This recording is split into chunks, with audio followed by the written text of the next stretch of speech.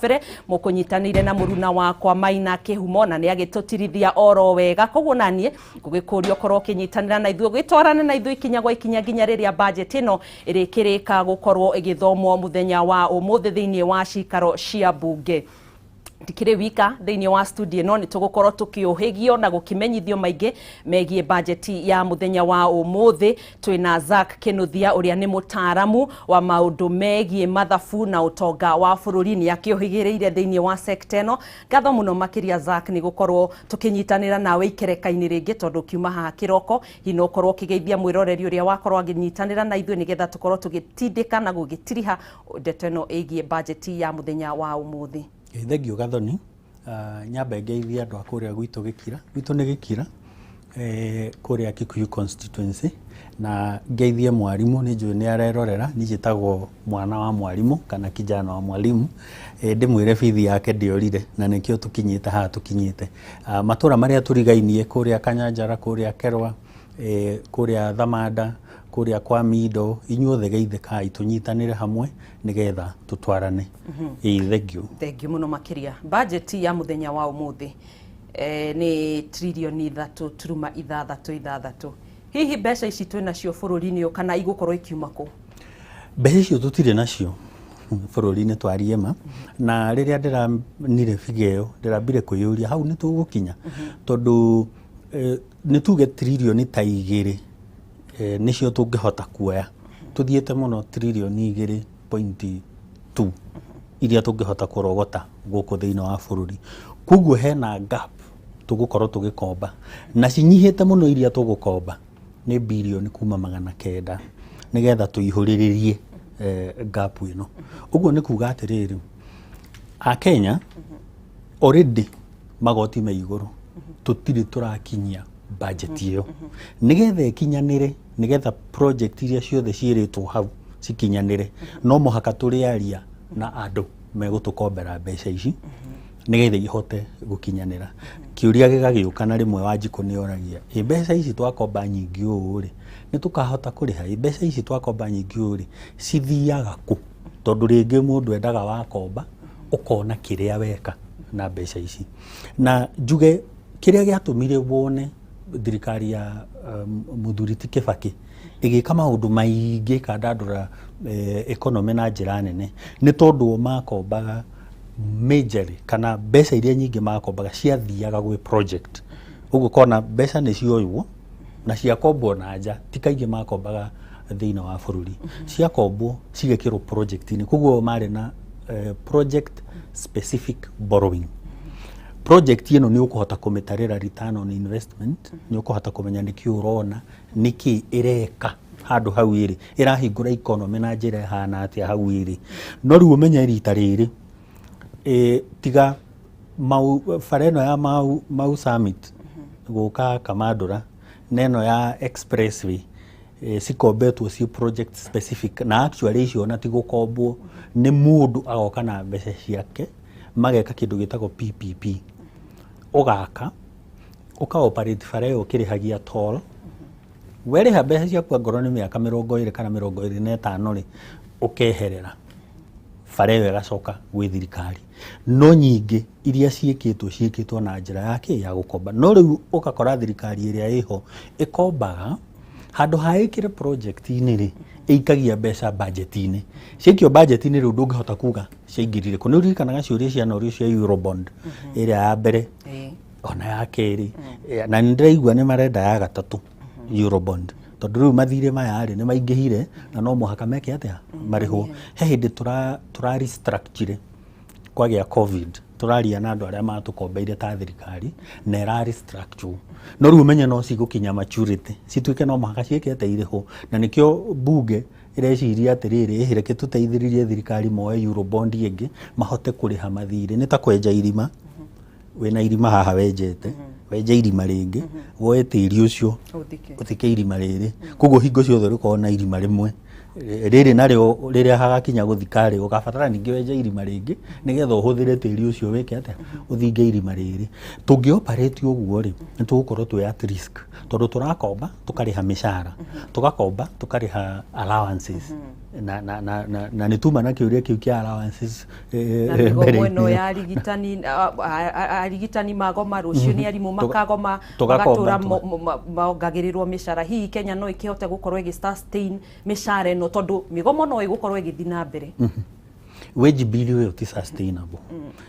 Tũngĩaria ma ĩrĩa ĩho nĩ atĩ tũhũthagĩra almost 56% kũrĩha mĩcara. Koguo mbeca icio waigua 3.66 makiria ma nuthu cigũthiĩ irĩhe mĩcara, cirĩhe allowances, cirĩhe travel, cirĩhe pensions, andũ arĩa maritaĩte, tũcoke rĩu ici ingĩ kĩndũ 1.3 trillion cigũkorwo ci cia kũrĩha mathirĩ. Ũguo mbeca iria kũringana na budget ĩno cingĩkorwo cigĩthiĩ development nĩ birioni 600. No ririkane thirikari o ĩno rĩ ĩna mathirĩ mangĩ roko tiga marĩa rĩu tũrauga ũhoro wamo 7.3 makombetwo bengi na IMF na kũrĩa kũngĩ. He mathirĩ mangĩ 291.3 kĩndũ figa ĩyo ya rĩrĩ nĩ tũsupplyĩtwo andũ arĩa maheirwo tender nĩgetha masupply indo iria irahũthĩrwo nĩ thirikari matirĩhĩtwo. County governments ciĩcika ciĩna 225 billion matarĩhĩte. Andũ arĩa mamakĩire tũbara tũrĩa twa icagi-inĩ, andũ arĩa mamasupplyĩte matirĩhĩtwo. Nayo thirikari nene ĩna kĩndũ 160 billion matarĩhĩte pending bills. Utatarĩte ningĩ iria cikũrĩa rĩu ihonge-inĩ ingĩ cia thirikari ta parastatos. Wathiĩ kũrĩa KQ wathiĩ parastatos nyingĩ bado marĩ ona kĩ mathirĩ maũĩte andũ arĩa mamasupplyĩte. Ũguo mbeca cingĩigĩrĩrwo haha cituĩke na iria thirikari yagĩrĩirwo nĩ kũrĩha nĩ nyingĩ mũno. Rĩu kĩũria gĩũkaga atĩrĩrĩ, nĩkĩ kĩratũma tũrũge kũrĩa kũnene ũguo kũndũ rĩngĩ tũtehota gũkinyĩra tũtethiĩ mũhuko wa Wanjikũ ningĩ tũmwĩtie igoti?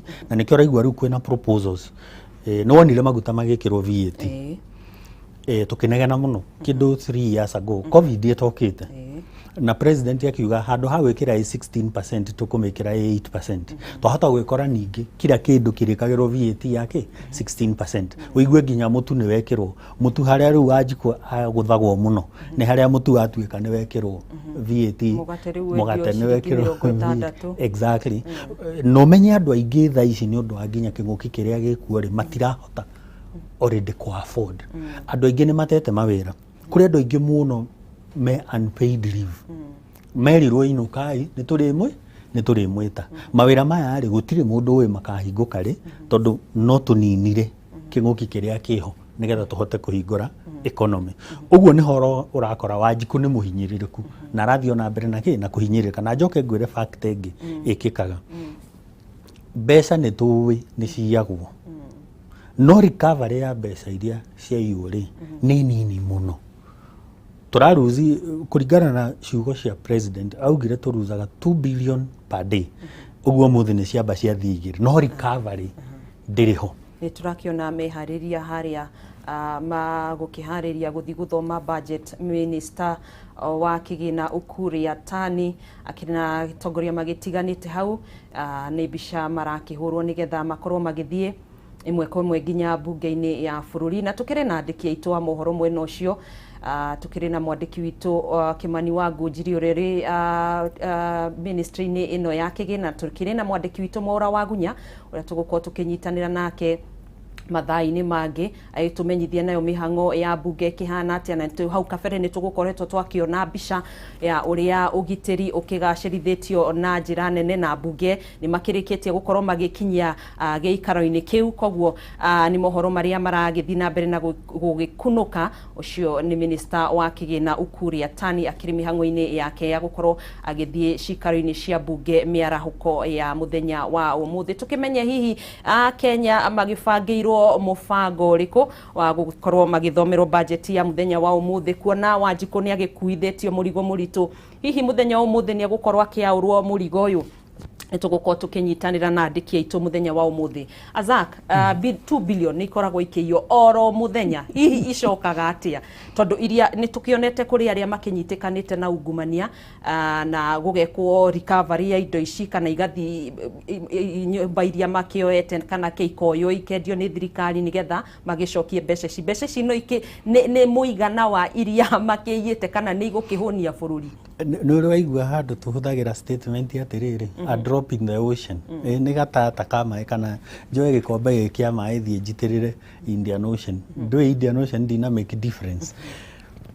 ARA Asset Recovery Authority nä merĩga kå release report yao I think 3 days ago makiuga atä rä rä so far kuma rä rä a mathondekirwo marikavä te bilioni 20 kuma rä rä a mathondekirwo no ririkane marĩ o katiba-inĩ ĩno ya 2010 koguo nĩ makoretwo ho mĩaka ĩigana ũna angĩkorwo marikavĩte bilioni 20 icio nĩ mbeca cia thikũ 10 tũgĩthiĩ na mathabu ma mũnene wa bũrũri thikũ 10 peke yake thĩinĩ wa mĩaka 8 ya Jubilee marikavĩte mbeca cia thikũ 10 ũguo nĩ kuga atĩrĩrĩ ũhoro wa corruption ndũkoragwo wĩkĩrĩirwo seriousness ĩrĩa yagĩrĩire na he hĩndĩ njugaga atĩrĩrĩ tũngĩenda gũsave Mũkenya na Wanjikũ wona cira watwarwo igoti-inĩ gwatuĩka rĩu Wezak nĩ ũrakuire bilioni 1 ya thirikari ũtaragĩrĩirwo nĩ gũkua bilioni ĩyo nĩyo ĩthiĩ twarwo igoti-inĩ deposit kũ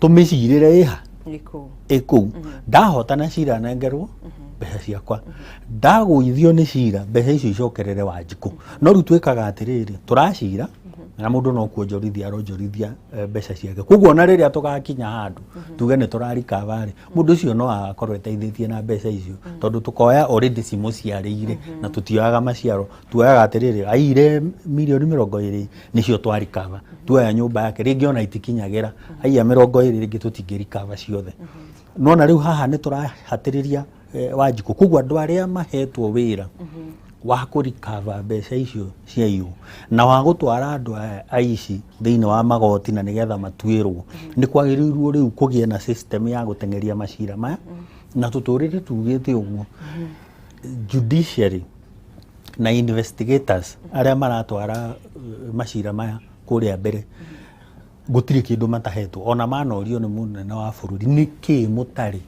ndĩmũnengere nĩgetha mũteithĩrĩrie Wanjikũ kũrikava mbeca ciake na nĩkĩo waigua rĩu ndagũproposera mbeca ici niĩ njugaga nĩ ciambe citwarwo igoti-inĩ citige kuonjorithio tondũ andũ aya no tũramona nake Wanjikũ ũrĩa atigage kũmathura tondũ mokaga marehe mbeca marehe matano rĩ Wanjikũ agetĩkĩra mathi kũrĩa mbunge ũririkane atĩrĩrĩ mbeca nĩgetha ciywo citiyagwo harĩa mũico-inĩ ciyagwo kuma budgeting kĩambĩrĩria-inĩ kĩa budget na tarĩu nĩ ũkuona mbunge rĩ ndĩronire mahetwo 37 billion cirorete 38 no magekinyĩria 42 na nĩ ũkanjũria megũthiĩ tondũ ndũĩ nĩo mekũhĩtũkia budget ĩno rĩu yathomwo harĩa magathiĩ kũhĩtũkĩria no makeyongerera twist treasury metĩkire kũmahe kumongerera mbeca ingĩ na rĩu tondũ bũrũri tũkĩmũrĩka ũgũmĩirwo nĩ kĩng'ũki gĩa COVID-19 kuma rĩu nĩ mĩeri 14 kuma bũrũri ũkĩgũmĩrwo nĩ kĩng'ũki gĩkĩ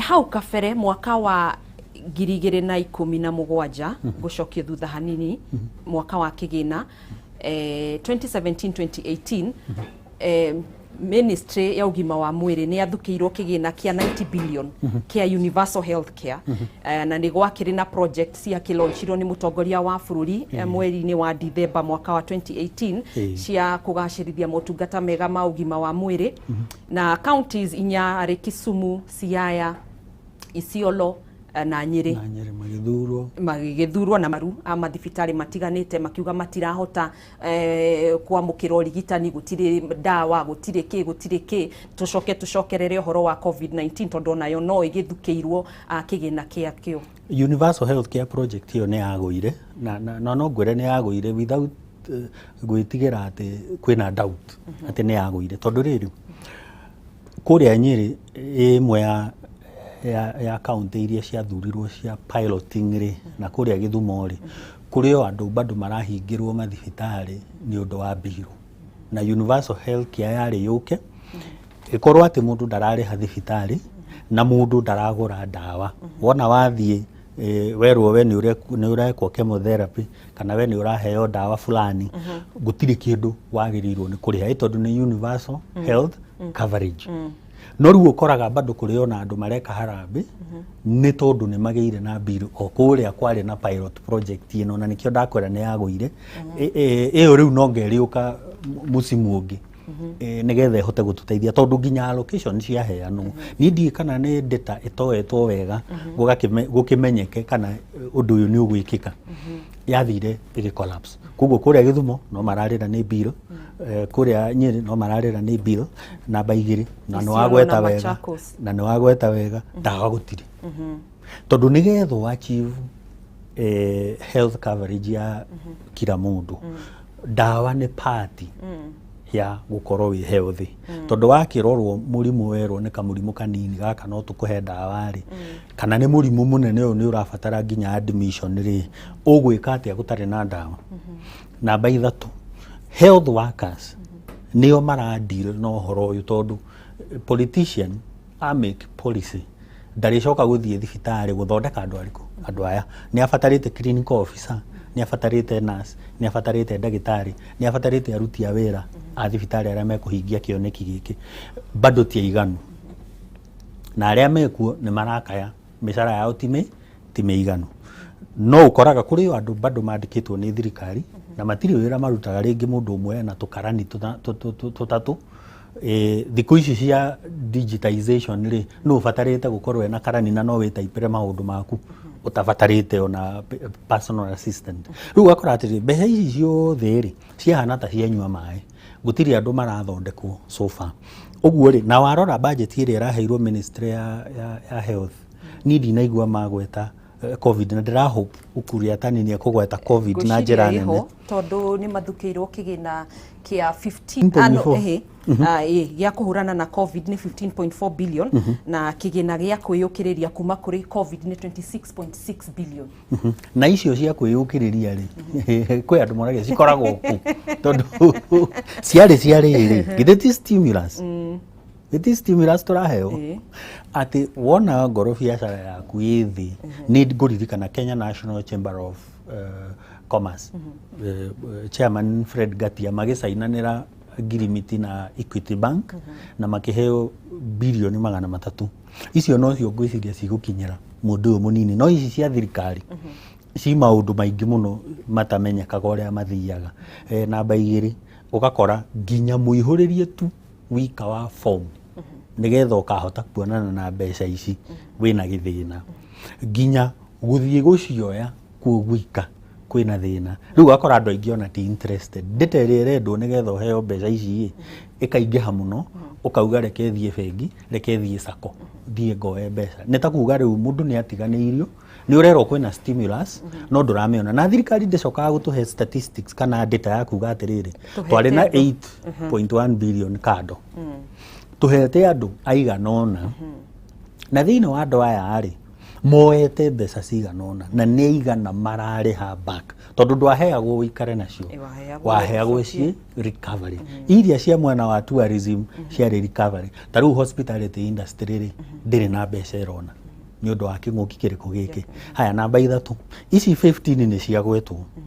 vaccine ri tondu nigetha tuhingure economy no muhaka tu vaccinate andu na ni maigite oho bilioni 6.5 cia gutangikira ikerekaria bilioni 3.5 iria oho igukorwo ikioerera mihango-ini ya uthecani wa njanjo ino ikereka-ini ria keri kuria magitanyite gutheca a Kenya milioni 9.7 tweranire atiriri tweterere Covax ni irarehire thina tondu yuma India kinguki kiao kiraingiha uguo ni kuga atiri kamwene ni karia karari mwena uria ri ni kanjiriria kuhora uguo twagiriru ni gukorwo tukiaria na USA aria mena visa na iria ingi ona ngoro cina goro thiina wa handling ri tukorwo tugicietha mwena uria tondu twaga go vaccinate 70% ya andu minimum tutikuhingura bururi haha ri ona ni uhoro wa kuhura thimu cigetagio ciukage kaba tuthaithagia andu meke atia mathi magathecwo ni tungiaririo horo wa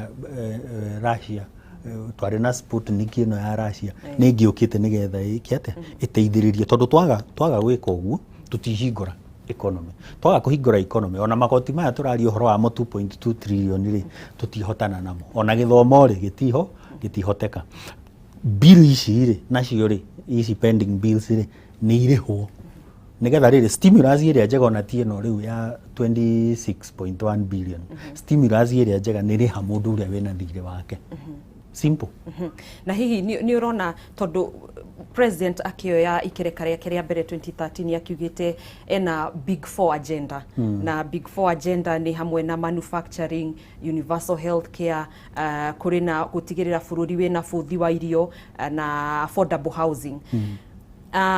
Nĩ twakorwo tũkĩaria ũhoro wa universal health care nĩ ũkuona rĩrĩa agũkorwo akĩrĩkĩrĩria itĩna rĩake ta agakorwo arĩkĩtie gũkĩgacĩrithia motungata maya gũkorwo magĩkinyĩra mũingĩ na njĩra ĩrĩa yagĩrĩire, kuona nĩ akoretwo akiuga atĩ arenda gũgĩtigĩrĩra atĩ mũkenya wothe aramũkĩra ũrigitani na nja matirĩthiaga rĩu marĩonaga ũrigitani gũkũ. Nĩ ũkuona ta ũndũ ũcio gũkorwo ũhingĩte atanainĩkĩrĩria itĩna rĩake? Aca muthenya ũrĩa ũkona minister wa health kana assistant minister wa health nĩ athiĩ thibitarĩ PGH kana nĩ athiĩ Kiambu level 5 gũthondekerwo kuo hĩndĩ ĩyo nĩ ngetĩkĩra we are making headway.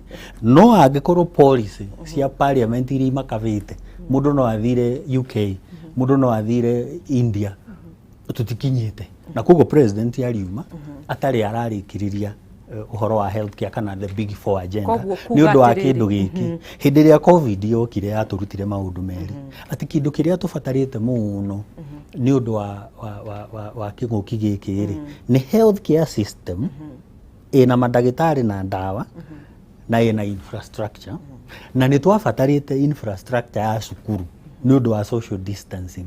Maũndũ maya nĩ cigana ciĩkĩtwo wĩiguaga kũrĩa macinani no inegene gũtirĩ ndawa gũtirĩ ndagĩtarĩ na arĩa meho ti remunerated ũndũ mena motivation ya kũruta wĩra ũrĩkũ wĩra ũyũ. Reke ngũrie kĩũria tondũ twakorirwo nĩ COVID-19 oro ũguo tũterĩgĩrĩire rĩ hihi nĩ ũrona ta mũthenya wa ũmũthĩ tũgũkorwo na ũndũ wa gũkorwo atĩ nĩ tũrĩkoragwo twĩharĩrĩirie kana nĩ gũkorwo kĩgĩna kĩigĩtwo gĩa gũtangĩkĩra maũndũ marĩa meyumagĩria ma hinahi? Emergencies ici nĩ gĩkoragwo kũheanĩtwo mbeca no ona ti njiganu itingĩigana kĩndũ ta covid. Ta rĩu ũngĩrora China rĩrĩa mamenyire way back in December 2019 mamenya kwĩna virus matarataũkĩrwo wega na nĩ magĩrĩirwo mamĩrore rĩ ndonire nginya thibitarĩ ya kũisolate andũ yakirwo na thikũ ngwĩciria ciarĩ kenda kana ciarĩ mũgwanja kĩndũ ta kĩu nona andũ meharĩirie kũhũrana na kĩng'ũki. Gũkũ nĩ twagĩkire wega tũkĩanjia gũthondeka mask tũkĩanjia gũthondeka PPE gũkũ locally na beds cia ICU nĩ ũraririkana ikĩrwo igũrũ kwĩ mũthuri wĩho acithondekaga agafabricate gũkũ tondũ hĩndĩ ĩyo nginya travel international travel nĩ yahingĩtwo ũguo ona mũndũ warĩ na mũrigo wokaga ndũngĩahotire kũgĩa naguo. No so far rĩu ningĩ nĩ twarelaxire tũgĩcoka nginya default settings tũtiraka thibitarĩ tũtira equip thibitarĩ nginya iria iho medical personnel tutiramarora maikara nikio ugire maikaraga makagoma tondu na indo iria maraheo ri ona iria merirwo ri citicokaga gukinyanira. Priorities ni icio ati mwananchi wa kawaida ri tondu we ndehota guthie India ri ndehota guthie United Kingdom kana America guthondekwo ri na ni agia na thina ri kindu kiria kimukuhiriirie muno ni dispensary kindu kiria kimukuhiriirie muno ni PGH yo turauga horo wayo ingiaga gukorwo ina facilities mundu tutina muteithia uguo ni kuga universal health care ni turiganirwo ni horo wayo iyo ni anyuire mai twambiririe zero ringi tumenye kana he kindu tungika nigetha tumiriva cia githukiirwo bilioni na ite nacio cianyuire mai ci mihuko-ini ya andu kana na ndakwira ungiuria andu a Nyeri ni megukwira twagweta Nyeri Machakos Isiolo na Kisumu ungemoria tondu andu a Nyeri ni mararia ruthiomi ru turaria ona ya Machakos ni tuiguanaga health ri ni adivovirwo he mundu ona wirika gu propose health ino ri ni cokio national government ni undu wa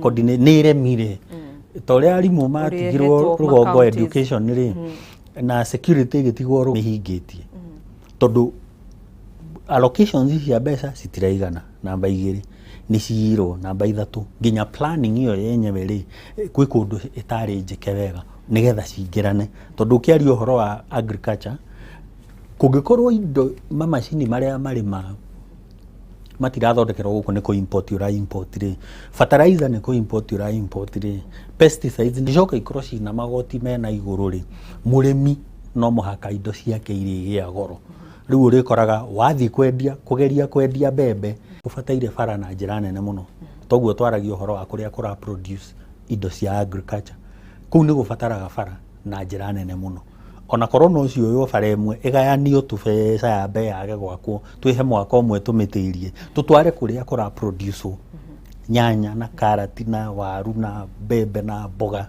nigetha cihote kumira basic commodities kana irio igie raithi inflation yona ni kugwa nigetha andu gwiciria ni kugwa tondu riu ni gukoretwo ni horo utakihuritwo mukonde tuge arimi ta a uki aria makirimaga njuki ni megukorwo makikirirwo mawatho marumu ma kuheo license kana marua na ni marikirihagwo na magoti murimi we urerimira twaru hau haku nja ugathi ugatutwara haria thoko kana ukumiria hau haku ona ni mekwendekana gukorwo mena marua riu nuona hihi Wanjiku no murigo aragithi na mbere na gukiongererwa gakiaurwo ri icio licenses ni cia kunina andu ni ukuririkana hindi kwarehetwo proposal ati nginya iria ndungikohora na niwe warima watuira thara ng'ombe mawatho ta macio ni makunina tondu riri ona andu aria ingi maigaga njukiti ate macigaga si so large scale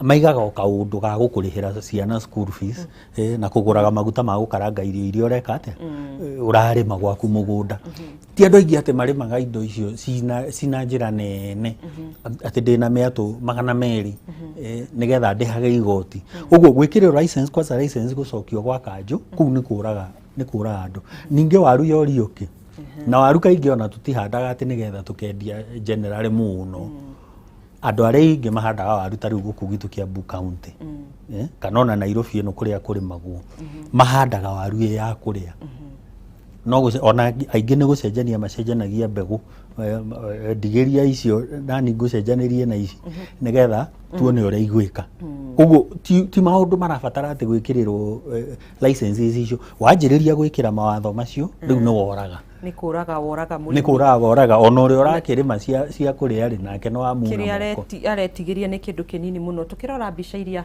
hari oguo ni turakiona minister Ukuri Yatani ni akirikia gwikinyia cikaro-ini cia bunge na ndagika itari coho ithanduku riu ni rigukorwo rikihingurwo na tukimenye bururi wa Kenya ugibangirwo atia hari mahuthiro ma budget ya muthenya wa umuthi na budget ino ni iria iguru kana inene muno makiria tutire twakona budget hana uguo na ni trilioni 3.6 tukikimenye igukorwo igeikio miena iriku ni gwetha kugacirithia uthii wa na mbere wa bururi uyu na ningi gukigacirithia utonga wa bururi uyu na ningi gukirora hi bururi uria urakigumirwo ni kinguki gia COVID-19 maundu ni maragithire marakiharagana andu marakifutwo wira sector imwe ni gukorwo igithukirwo kigina nigetha ikorwo ikiyukiriria na njira iria yagiriire ni mbica cemwe kwemwe kuma cikaro-ini cia bunge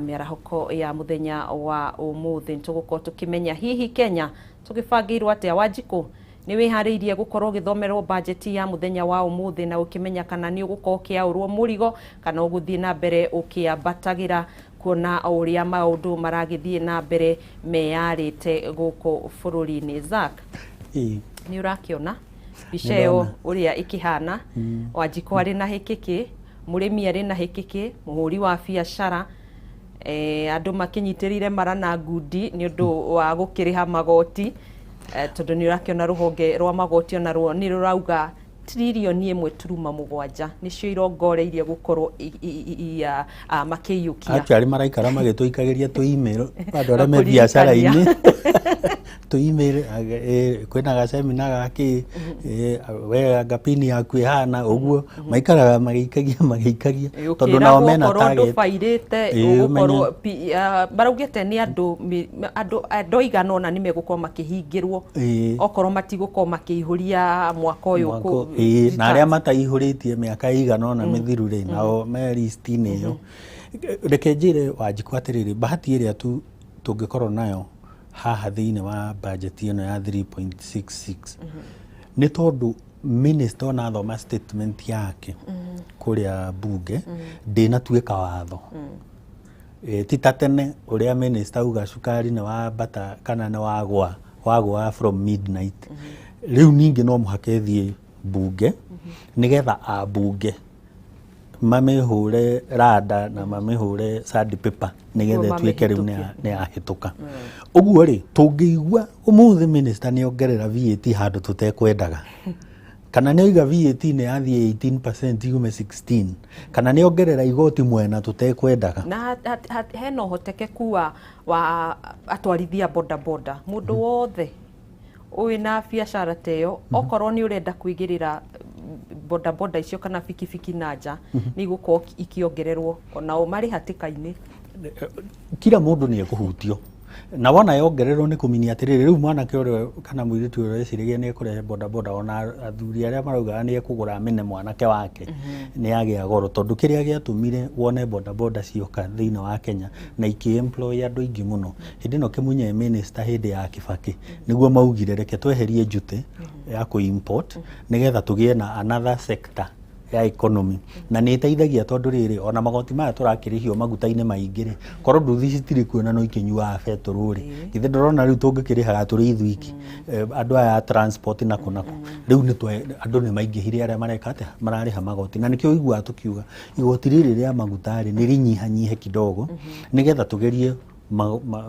mathogora mathie thi maindo iria ciothe ihuthagira maguta maya yona waru wakua ugakiona kindu tondu riu transport ithiete iguru o ati agikorwo petrol ni 127 litari 127 ndire yakinya ku 127 ni iguru muno uguo mundu uria wina taxi yake ri no igwe kubatara kuongerera thogora mundu uyu rakua na barabara abataire kuongerera thogora uri urongererwo thogora wa tigitiri no uyu muhinyiririku ni maundu maria makimukorete uguo ri maundu maya mothe mathiaga manyitanite riu ndera Wanjiku bahati iria tutungiria haha ni angikorwo MPs ni meguthikiririo uria turauga yathie bunge meherie maundu mamwe ona ngombo icio imwe citari na bata na ngoro citige gutinda igikombo na ngoro ni maundu maya ma austerity ma kunyihia wage bill ma kunyihia allowances travel icio citinda igithio benchmarking ri imwe no ciikirwo guku to muhaka ithio twathie tukinyihagia ri tuku savings iria tukuona ri ona korwo ni bilioni 8 ri no cikio mwena ungi ta wa covid nigetha ihote guteithiriria uhoro wa vaccination tukihote kuhingura economy to turemagwo ni kuhingura economy tondu murimu no spread warora kuria Githumo na ciayorerwo 34% ya cases icio theirie Kenya si kundu kuriku ku riu acio marorete kuhinga mahinga ningi ni macoka thi ki economy tucoke twire thirikari angoro no muhaka mukombe igwakinya ni no muhaka mukombe please tigai gukomba guku tondu ici ni commercial muhakomba mwagiria Wanjiku akombe athia karute ki wira thie na hau uguo mwarie na IMF mwarie na World Bank na mabururi maria mangi na mwahota kombai mbeca iria ci long term tiga gukomba mbeca cia miaka 6 ni ithie miaka 10 akomba twara project ina tukauga mbeca iria turoire haha faraja ri ni cio irekire handu haria nigetha project iria yakwo ri ikehunia ikeriha igatiga gutindekira Wanjiku eke atia amirihe na ningugite privatization ni njira ingi ya kweheria burden kwi Wanjiku handu hatutinde tukiongerera VAT mwena uyu tukiongagirira magoti mwena uyu thirikari ina assets nyingi muno imwe ciacio ni shares iria cie makambuni-ini maya maparastato Kenya Power yatuikire monopoly no igua andu makijoku ati nginya thitima ni manuraga itikaurirwo riu ri andu ta acio ma privatize mimi ya sugar ndegire ni gukorwo igitugia ndirakenete muno ndaigua mundu wa bid amigure ndegire ni gukorwo igitugia tondu cukari ucio ugia goro athendo ndareri cukirwo ni arericukirwo tondu riu onake ngwiciria ni he maundu ararorire arona andu haha ndina twaro ki wega to ria mekire pan paper ikiehere riu itiga gutinde gikirio mbeca kuma treasury ika privatize irute wira efficiently na irute wira ta private sector iciarithie mbeca thirikari ni yagiriru no gukorwo ikiri tondu ringi ona aria marathurirwo ni undu wa gisiasa uria uratuirwo chairman ni aratuirwo ni undu wa gisiasa uria uratuirwo CEO na nikio ona rimwe magikanjwo ni magoti magakorwo mathiri kindu maraciarithia gutiri kindu thirikari irona kumana na parastato iriku ici ni ciake privatize them endia shares icio reke igurwo ni andu kiumbe reke merehere directors meku answerable to them mamathondekere dividends tondu ciothe itieke nayo KDF toria kwa nyama kwa nayo KDF ni turonire maciaro tutinginengera bururi uyu wothe military reke tunengere private citizens through an IPO thirikari off-road shares imwe ya off-road ire maruni maya mamwe mangikirihwo matige gututindika na kuria kungi kurenda gwikwo development no gwikwo nigetha tukorwo twi fair in terms of taxation tondu taxation ni ngithi iguru muno andu matihota gwika biashara kindu kingi nduraga gwetaga ni licenses ta icio riu urauga cirarehwo anga cia waru anga cia ndui licenses ni ciuraga biashara muno ati kamukawa kanini karenda licenses ta 4 weja tumae licenses ta 6 ciaki mutikire license imwe tu ikorwo inyitiriire maundu maya mangi mothe nigetha gwakiri hau mbere nigetha mundu akahota guciarithia tondu ugure nginya fire extinguisher iuke ni irarorwo no uraitio mbeca na waraka nginya fire extinguisher yo iro ituige na license na kwi inspector uka ni gukoragwo guo kwina watho ucio nona ndikwe kana no ukirumagirirwo riu ni kuga atiriri mundu uyu wa biashara nini ahinyiriirio mena ki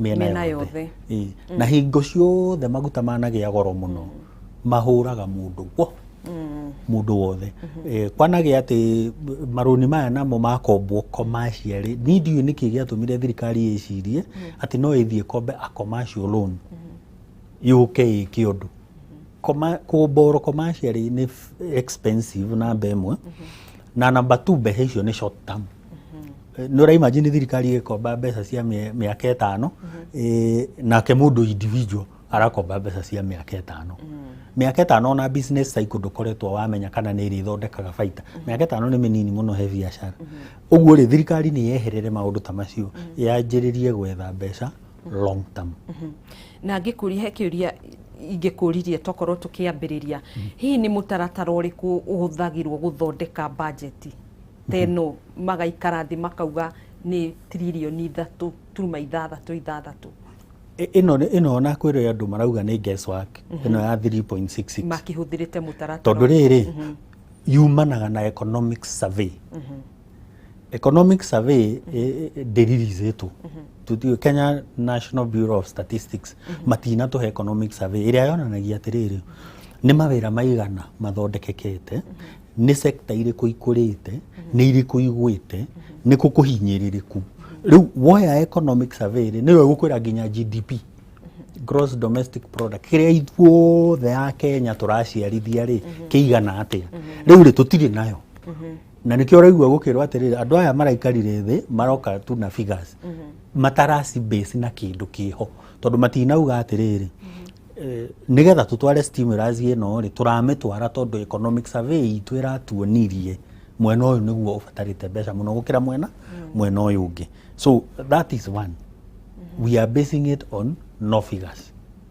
no budget yagirirwo ni kuma hau economic survey ne icoke yuke o ministry ni moe kiria marabatara na ni moe kiria moyaga kindu gitagwo appropriation in aid tariu ngithi kwa Attorney General the legal office ni kuri mbeca metagia ugika tu maundu ku ona ngithi gwikira uhiki ku no uririhio kindu icio cietagwo appropriation in aid icio nicio citumaga tumenye turauma haha turorete haha riu twauga nĩ mbeca ici tuhuthagira na mishahara nĩ ici tuhuthagira na allowances nĩ ici turahuthira na development nĩ ici turahuthira na gwika maundu ma mĩako na kĩrĩa kĩngĩ ciekirwo hau nĩcio ituĩkaga budget no ĩbasagwo na economic survey na economic survey ĩno niĩ ndimĩonete ĩtagĩkorwo nĩ ĩrutirwo kĩroko ndimĩonete koguo nĩ kuga gũtirĩ na kĩharĩro kana ũigĩrĩrĩki ndĩrĩ tondũ mũthenya wa ira Minister Ukur Yatani nĩ araikarĩte thĩ nĩ ararĩ na gĩikaro na mbunge na arakĩmoragia metĩkĩre kũhĩtũkia birioni 2.6 nĩ 26 billion riu nĩ kuga nĩ ũndũ matareharĩirie kana ĩharagĩrĩrio nginya ũtukũ wa gũkĩa rĩrĩa yagĩrĩirwo gũkorwo gĩthomo ĩno supplementary nĩ ya mwaka ũcio ũrathira ĩno ĩratwarirwo nayo ĩno rĩu marathoma ũmũthĩ nĩ ya kuma July 1 ĩno tũrorete gũthiĩ nginya June 30 2022 rĩu nayo nĩyo ndĩrakwĩra atĩrĩrĩ he kĩndũ missing he gap ĩho tondũ matiratwĩra atĩrĩrĩ turambire gwĩka survey okay turona ministry ĩna ĩkĩte ona ministry ĩna ĩkĩte ona nĩgetha tumenye ĩrabatara mbeca ciganona nĩgetha rĩu tuciĩkĩre harĩa tucikanyirire na ndĩrahope bunge nĩ mekũria economic survey yume Kenya National Bureau of Statistics tondũ nĩ tũmaheaga mbeca cia wĩra ũcio baneane nĩgetha tondũ rĩu rĩ planning rĩ ndũngĩhota gũbanga ũtarĩ na data ya gũteithia gwĩka atĩa gũbanga ũtangĩmenya mahũthĩro maku rĩ na ũmenye kũrĩa mbeca iria ingĩ ũrarĩ nacio cia mũcara ũcio wĩrĩga kũrĩa irathire rĩ ndũngĩhota kũbangĩra mũcara ũrĩa ũkaheo July kana ũrĩa ũkũheo June mũico ũyũ wathira we must base budgeting on economic survey tũgũcokerera hau ndenda tũkorwo tũgĩthiĩ ĩmwe kwa ĩmwe nginya cikaro-inĩ cia mbunge ũcio nĩ speaker wa mbunge ya bũrũri Justin Muturi na no tũkorwo tũgĩthikĩrĩria nĩkĩ arakiuga tũkorwo tũkĩnyitanĩra nake kana tũgĩthiĩ ĩmwe kwa ĩmwe nginya mbunge-inĩ ya kĩbũrũri ũcio nĩ speaker Justin Muturi.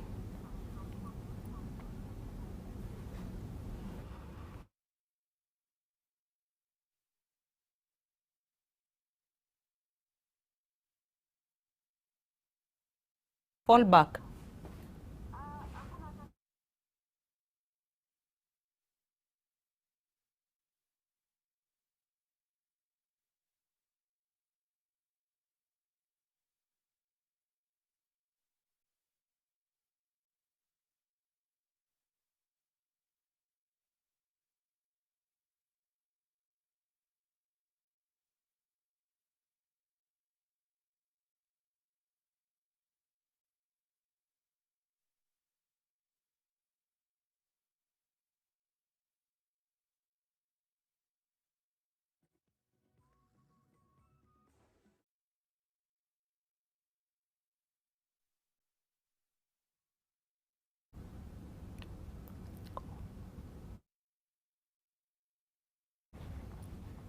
Aya ica ikuhĩ tũgũkorwo tũkĩnyitanĩra na kana tũgũkorwo tũrĩ o haha tũgĩkũnengereria mbica ici cia ĩmwe kwa ĩmwe kuma bunge-inĩ ya kĩbũrũri ũcio ũrakĩaria hau nĩ speaker wa bunge ya bũrũri Justin Muturi na thutha wa ndagĩka itarĩ coho nĩ egũkorwo akĩnengereria mweke minister wa kĩgĩna Ukur Yatani na nĩ tũgĩetereire gũgĩthomerwo bajeti ya mwaka wa kĩgĩna wa mwaka wa 2021 na mwaka wa 2020 muthenya wa ũmũthĩ Zack. Tukiuma ũhoro wa mũtaratara koguo hatirĩ kĩharĩro gĩa gũbanga bajeti ĩno no gũkĩra mũthenya ũmwe makauga ministry no ĩthukĩrwo kĩgĩna kĩigana ũũ ministry ya gĩthomo ĩthukĩrwo kĩgĩna kĩigana ũũ na nĩkĩo rĩu ndera wanjikũ rĩu savia witũ nĩ mbunge mademand budget ĩno mũrarutire kũ economic survey ĩha nĩgetha rĩu tuone figures ici namba 2 korwo nĩ tũkuongerera igoti kũrĩa gũtagĩrĩire ta hĩndĩ merĩga kwenda gwĩkĩra mũtu VAT aya nĩo megũtũtetera na tumere na kĩrĩa tondũ mũtu ũngĩgĩa goro kana basic commodities cithiĩ igũrũ mũno Wanjiku eguthio na mbere na kuhinyiririka ni uronire turite tuhoete ona andu a mishara matige kuriha magoti mundu wina ngiri ta 35 and below atige gukorwo akirihio igoti tondu mbeca icio ona ithui ni tui purchasing power yacio ndirahota kuhunia household imwe neyo ni debate ikoretwo kuo tondu andu ni marakiona thiko ici titari ya wakoragwo na ciringi kana ni mugakorwo wina mbeca nyingi muno ngiri wa mibunja ne yathira uguo nigetha kurora mundu uyu muhinyiririku muno tondu aririha igoti haria payroll-ini acoke athie bara arihe igoti athie kugura kindu arihe igoti magoti ona ikoragwo ni magoti kundu guothe no kingi ona ukigura nduramenya wega kana kina igoti tondu already ni ciekirirwo handu hariku handu haria wenda twenda guthaitira economy itikuraga na kuhaisia magoti cikora na kunyihanyihia magoti thirikari ni yethe alternatives ingi alternative ya mbere ni ngukwira ya gu privatize alternative ya keriri ni no ya ku encourage middle class mahote kukomba mbeca mahote kwambiriria biashara tondu thirikari iyo yenyewe ndiri na mawira ingihe andu mawira no mandikanirwo ni undu uria private sector irakura na nigetha private sector ikura ni undu wa indo igiri business environment ikorwo njega na capital ikorwo ni available ati mutirathie gucindana na thirikari igithie gukomba nawe we mwena uri ungi ugithie gukomba obviously mundu wa bengi kuhe thirikari mbeca aime mundu wa kawaida mundu urenda kwambiriria kaundu ga gatatu ngwirire ni stimulus stimulus ni kuga atiriri mbeca itwarwo kuria ci guikuruka mashinani namba ya mbere ni kuriha pending bills namba ya keri ni ku make sure mbeca cia counties ni ciatumwo in time agoro ni mbeca cia CDF ni ciatumwo in time mathire maya ma pending bills ni marihwo in time tweranaga uhoro wa 90 days otoria private sector gwikagwo ndagutumira invoice ni ndira expect agoro ndukuriha immediately ni ukuriha within thikũ 90 nigetha na niĩ ri ngahota gugiriha haria na niĩ thire gukomba kurio tondu kila mundu ni akoragwo na aria maramudai nawe hena aria ureka atia uretia mbeca kurio njira iyo ingi ni uhoro uyu wa corruption mbeca ito ni tukiui ni irathie ri ni tui haria ni haheanirwo mbeca na ikiura na haria ni haheanirwo mbeca ikiura ri na mo maundu maya ni matengerio na direciria riu ucio na ni uhoro wa minister Ukur Yatani riu uyu ni wira wa investigators na prosecutors twina DCI twina ODPP maundu na EACC na twina ruhonge rwa magoti riu na matikwigwatia muno na ngoro matinaneo majaji mothe ri mena majaji riu macira no mambiririe gu flow riu twanjie kuona mbeca citu igikate igicoka nigetha tugicokerio iria cia nora cithie cikarute wira ungi ni tubataire thibitari ndakwire yo ni priority number 1 ni tubataire mathibitari mbeca ici tukuruta tugugitura tucokaga muhuko tutiambirire na ici riu ciambe itwaro mathibitari-ini nacio counties no muhaka mekirire tondu tutire turauma uhoro wa covid ri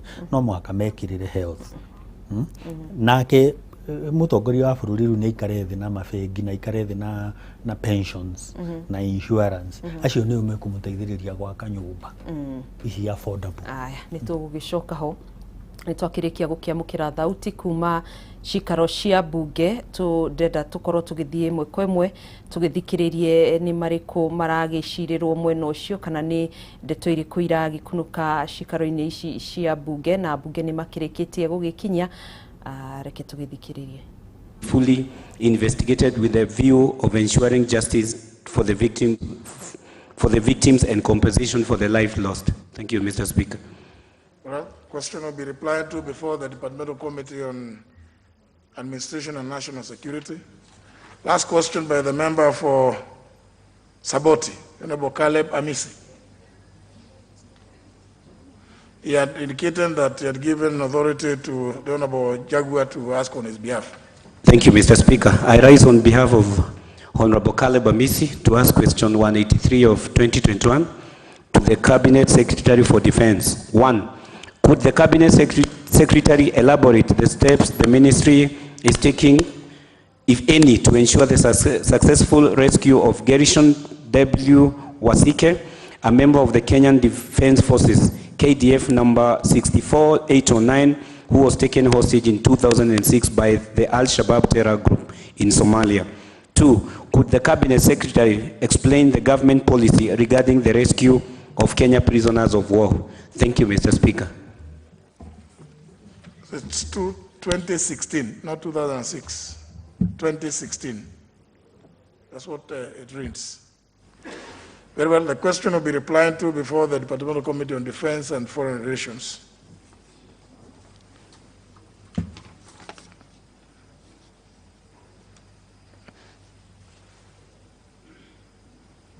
I can see somebody who has placed an intervention. Member for Dagoretti South, what's your intervention about?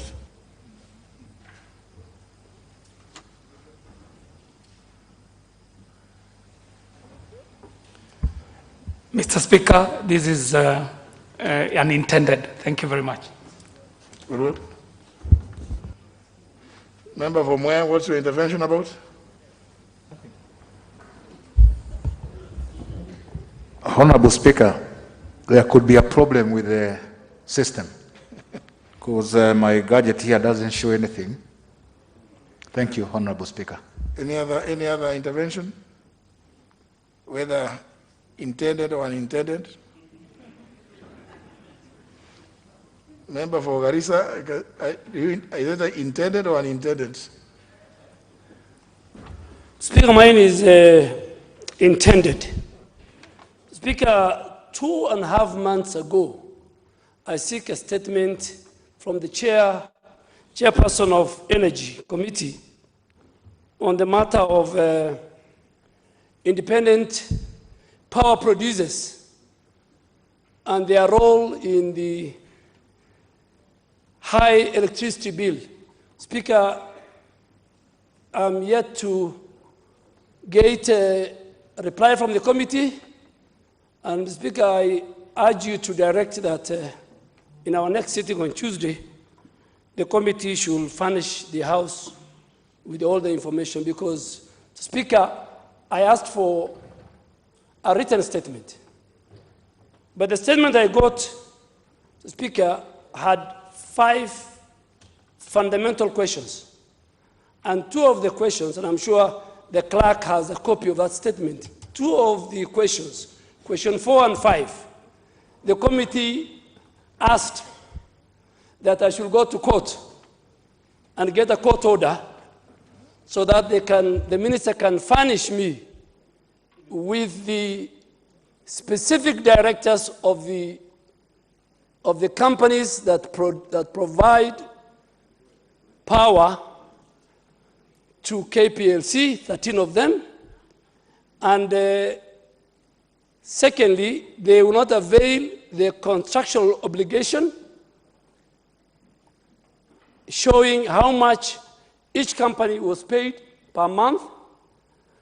And the Speaker, in line with Article 125 of the Constitution and the Powers and Privilege Act and Article 35 of the Constitution on access to information, a committee of this House, when it demands for information from the executive or any other arm of government, that information must be provided. So, Mr. Speaker, this is a matter of national interest. And when I sought that statement, Mr. Speaker, the same evening, the executive formed a task force, in a very unusual manner. But I am, as a member of parliament, I am under obligation to provide to the people of Kenya the cost of power vis-a-vis what this independent power producers, private independent power producers, how much do they charge KPLC, and how much does that translate to the price ordinary citizens and investors pay? So, Mr. Speaker, I really want you to use your powers to ask the chair of the Energy Committee to supply me with the information so that the House, together with the House, we can interrogate the matter, Mr. Speaker. It is now 2 months.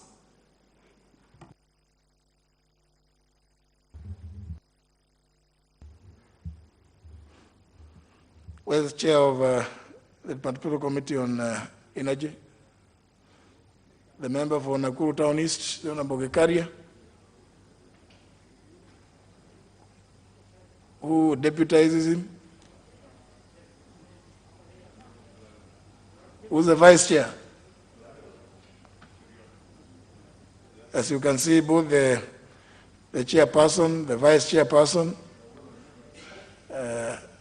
are absent, not desiring to be present on this momentous day. I don't know how can they be absent? How can the chairperson be absent on a day like today, surely? Maybe but they should have come here. The house was sitting yesterday, so they cannot be said to be on the way from their villages.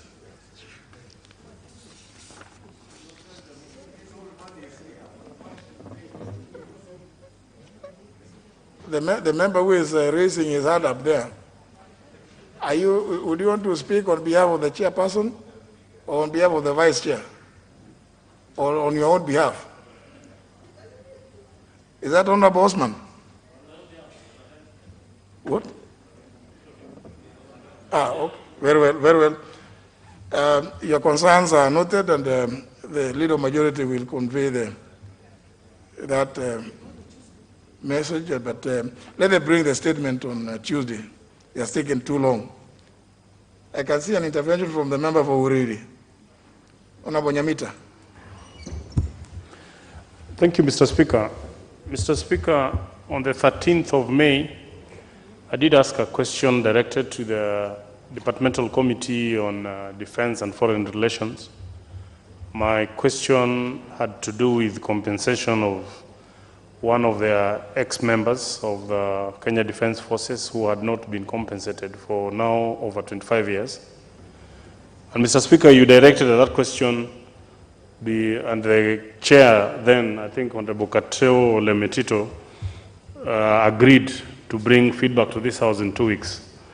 Mr. Speaker, to date, we are heading towards the end of June, and we have not heard from them. They have not come back to this House to even come and seek for additional time. I'm seeking your intervention so that they probably fast-track this, because the people on whose behalf I was petitioning are waiting for this feedback. You've had the petition which I have just read out. Perhaps it could be addressed in that petition, is it? If it could be covered also, because mine was specific and I gave out all the details. So if they could address us, probably they are responding to this. I would appreciate it. Although the question was really not directed to the chairman, it was directed to the cabinet secretary. Yes, thank you, Mr. Speaker. And Mr. Speaker, I was indeed very glad when you referred that petition to the Budget and Appropriation Committee, because we have, a long list of ex-army officers who are having such claims, as alluded to by the Honorable Nyamita.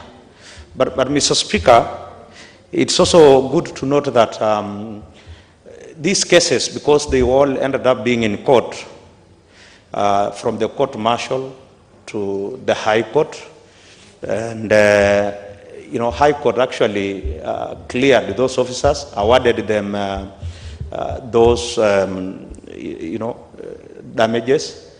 But when you inquire from the government, especially from the Ministry of Defense, and specifically from the Attorney General Office, they say there is a pending appeal. Government had appealed for such judgment, and there are so many, and it actually colossal sum of money, a lot of money, that were awarded to those ex-officers, ex-army officers. So now going to the Budget Committee, it is the Budget Committee that has got powers in this House to do appropriation. So the case of the Honorable Nyamita, I'm very sure it will be covered there, where the Budget Committee will look into the judgment of the High Court and whether there is any live appeal in the Court of Appeal on the same matter, and then they will make an informed decision. Thank you, Mr. Speaker.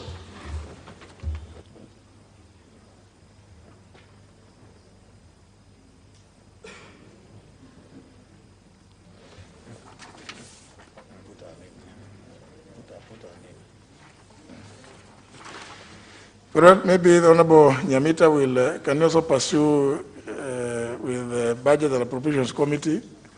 But certainly, and the Honorable Nyamita say that since he raised the question on the 13th of May, it is now towards the end of June. But certainly, 10th of June cannot be towards the end. It is not towards Honorable Nyamita. 10th of June cannot be towards the end of June. But nevertheless, your concern is noted. Yes, Honorable Nyamita.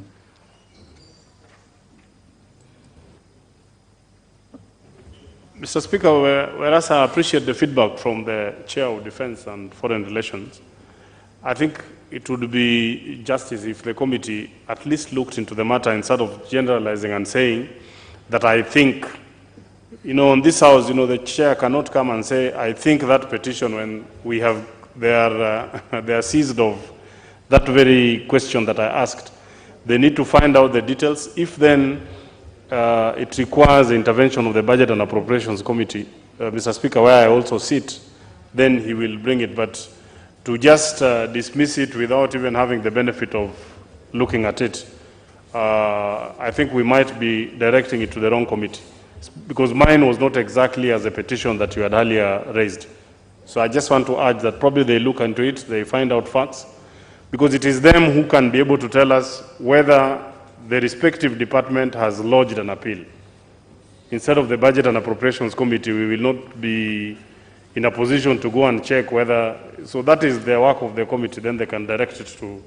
You can get that. Honorable Katolo Mitito, can you bring on Thursday a specific response as to whether or not, in respect to the question raised by the Honorable Nyamita, whether the state did appeal, and if they did, the status of the appeal for the comfort of the honorable member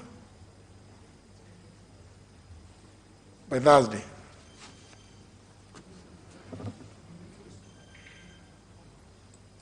Yes, Mr. Speaker, Honorable Nyamita, my good friend, knows very well that this is a very, very serious committee. From 13th May, we just came back the day before yesterday. We resumed on 8th. And so we haven't really failed to bring it on time, but I will go with your direction, Mr. Speaker. Thursday next week, we will respond to Honorable Nyamita's statement. But I was not really thinking, I'm being told by my good friend here, the member for Kiambu, that I'm not allowed to think. But Mr. Speaker, I am very certain that the end game for all these petitions on ex-army officers is a consolidated petition to be decided by the Budget and Appropriation Committee. But nevertheless, I will respond as directed by you, Mr. Speaker. Very well. Nominated member Osotsi, you have an intervention. What is it about? Mr. Speaker, just like my good friend Honorable Nyamita, I did ask a question here, I think in April, touching on KRA and revenue performance. Mr. Speaker, the question was directed to Finance and Planning Committee. I am concerned because it's taking too long for me to get an answer. So I would seek your intervention so that the committee can invite KRA to come and respond to the issues that I had raised in that question, Mr. Speaker.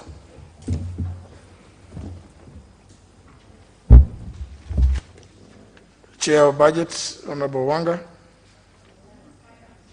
Finance and Planning. Thank you, Honorable Speaker. I'm really surprised by the Honorable Sotsi, because I have been in constant communication with him.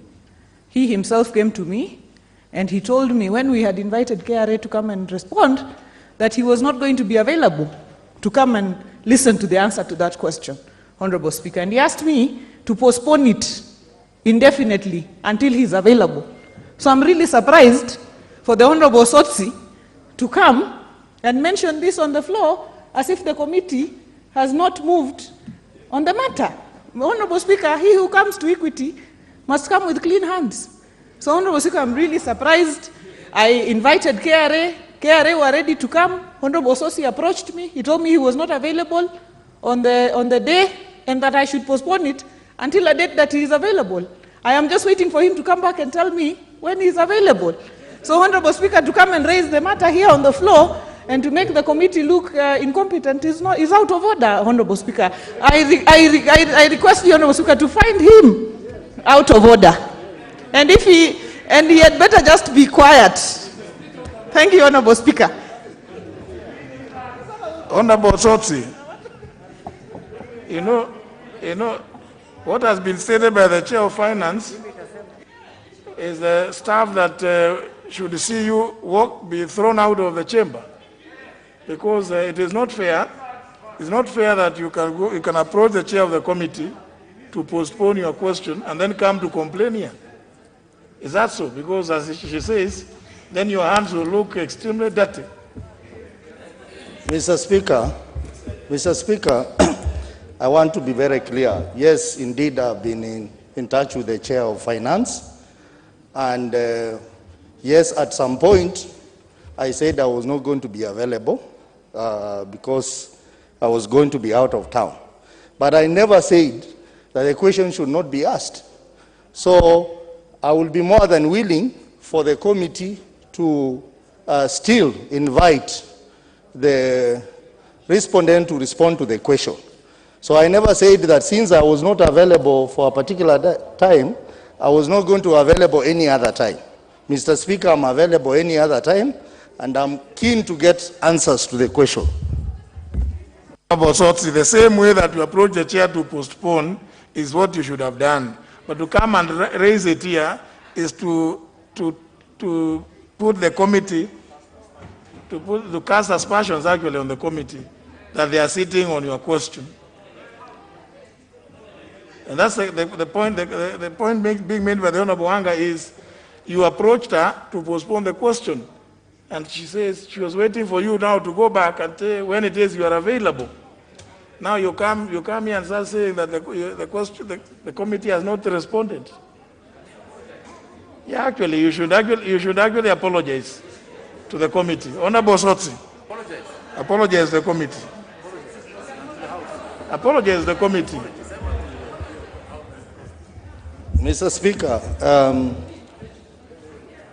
it's very clear that I've been in touch with the Chair of Finance, whom I respect a lot. It's only that at one point I was not available, and I'm sorry for all that confusion. But, Mr. Speaker, through your intervention, I would still request that if opportunity is available, I would be very keen to get responses to my question, Mr. Speaker.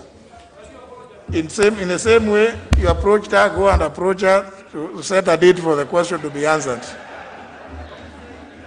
I think, honourable members, let's proceed with business. This you can see now, members think is an occasion for, I don't know what's the cause for excitement. Because you can see you may have forgotten because of the long holiday.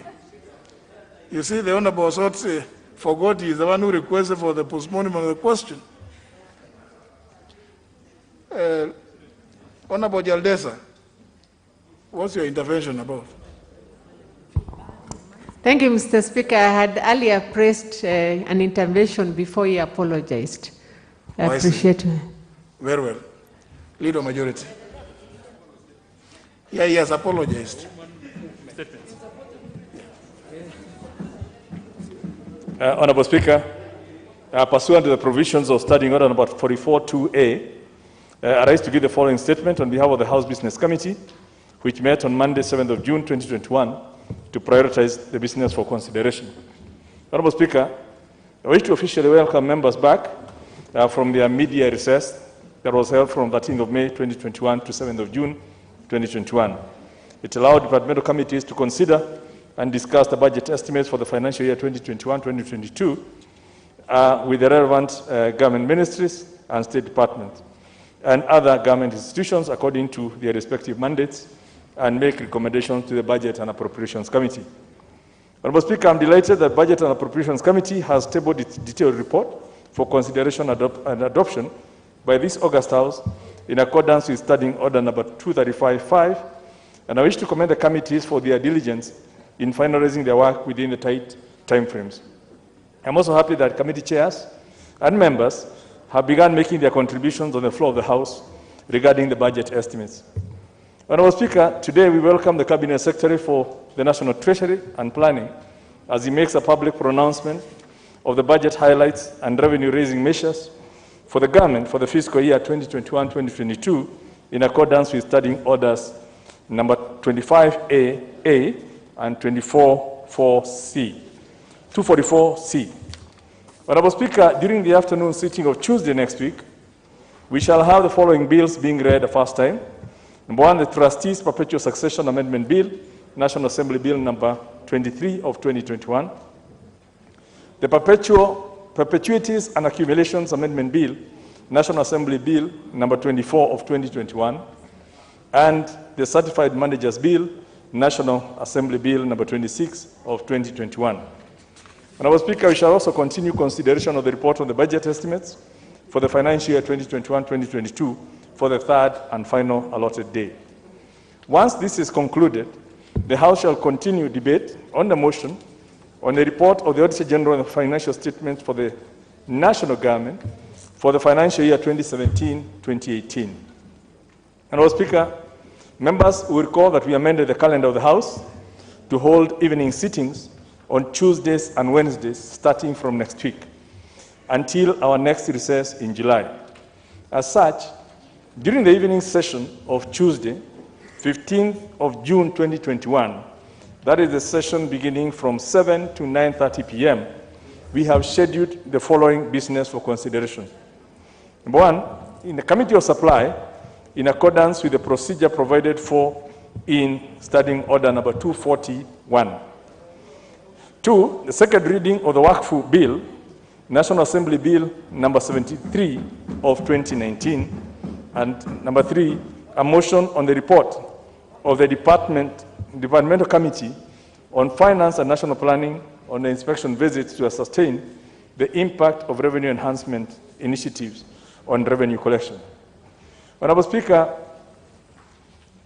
due to the tightness of the business for the week, I'm informed that there are no questions scheduled for response by Cabinet Secretaries next week.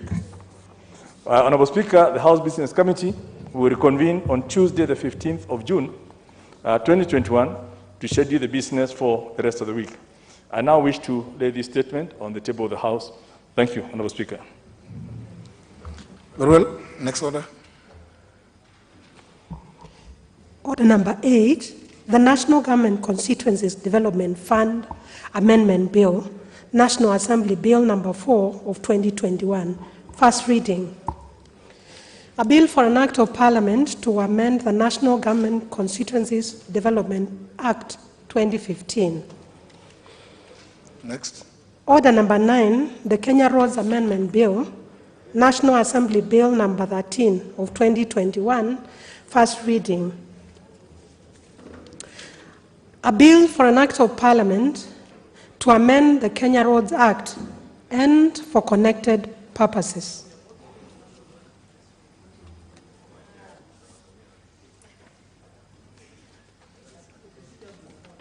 That's all. General, honour members, this is communication number 27 of 2021, which deals with interruption of business for delivery of the highlights of budget estimates for the financial year 2021-2022.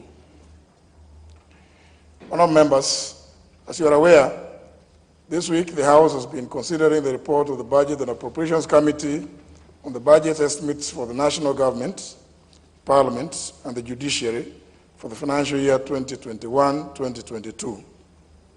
This process will proceed to the Committee of Supply, which will allocate funds to various votes and programs under the three arms of the national government.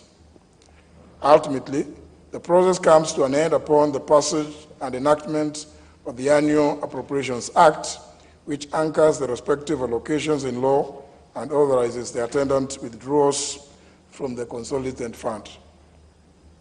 Honour members, as part of this process, Section 40, Subsection 1 of the Public Finance Management Act of 2012, read together with Standing Order 244, paragraph C, requires the Cabinet Secretary for the National Treasury to make a public pronouncement of the budget highlights and revenue-raising measures of the national government. For this reason, I've shortly been interrupting business of the House to allow the Cabinet Secretary for the National Treasury and Planning to discharge this obligation. Honourable members, before I do so, allow me to recognize the following Cabinet Secretaries who are sitting in the Speaker's row for this occasion, being led as of the time we were sitting, Mr. James Macharia, EGH Cabinet Secretary for Transport, Professor Margaret Kobia, EGH Cabinet Secretary for Public Service, Mrs. Cecily Kariuki, Cabinet Secretary for Water, and several other dignitaries.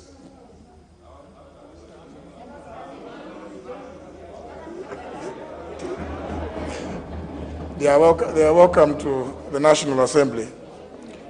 Honour members, I also wish to recognize the Governor of the Central Bank of Kenya, Dr. Patrick Njoroge, as well as representatives from the judiciary led by the Commissioner Evelyn Olwande, who's accompanied by the Chief Registrar of the Judiciary, Mrs. Anne Amandi, and other judicial officers. And are pleased they are seated in the diplomatic boxes. Honour members, seated at the public servants' benches are other distinguished guests from the National Treasury accompanying the Cabinet Secretary this afternoon. They include the Chief Administrative Secretary, National Treasury, the Honourable Nelson Gaishuye, the Chief Administrative Secretary, Planning, Mr. Eric Simiyu Wafuho, and the Principal Secretary, National Treasury, Dr. Julius Muya. Finally, may I also recognize our very own Mrs. Phyllis Macau, the Director of the Parliamentary Budget Office, who is also seated at the public servants' benches. Please join me, members, in welcoming them to the National Assembly this afternoon in our usual manner. Honour members, paragraph A of Standing Order 255, capital A provides as follows, and I quote, "The Speaker may designate a suitable place in the chamber or at the bar of the House for A, the Cabinet Secretary responsible for finance to make a public pronouncement of the budget policy highlights and revenue-raising measures for the national government as contemplated under the Public Finance Management Act," close the quote. In furtherance of this provision, I have designated a suitable place to the right of Mr. Speaker's seat and adjacent to the public servants' benches to enable the Cabinet Secretary for National Treasury and Planning to discharge his obligation under Section 40 of the Public Finance Management Act 2012 and Standing Order 244C of the National Assembly Standing Orders. In this regard, honourable members, it is now my pleasure to invite the Cabinet Secretary for National Treasury and Planning, the Honourable Ambassador Uku Riatani, to make a public pronouncement of the budget highlights and the revenue-raising measures for the national government for the financial year 2021-2022 and the medium term, not later than 3:15 p.m. Bwana Cabinet Secretary, karibu.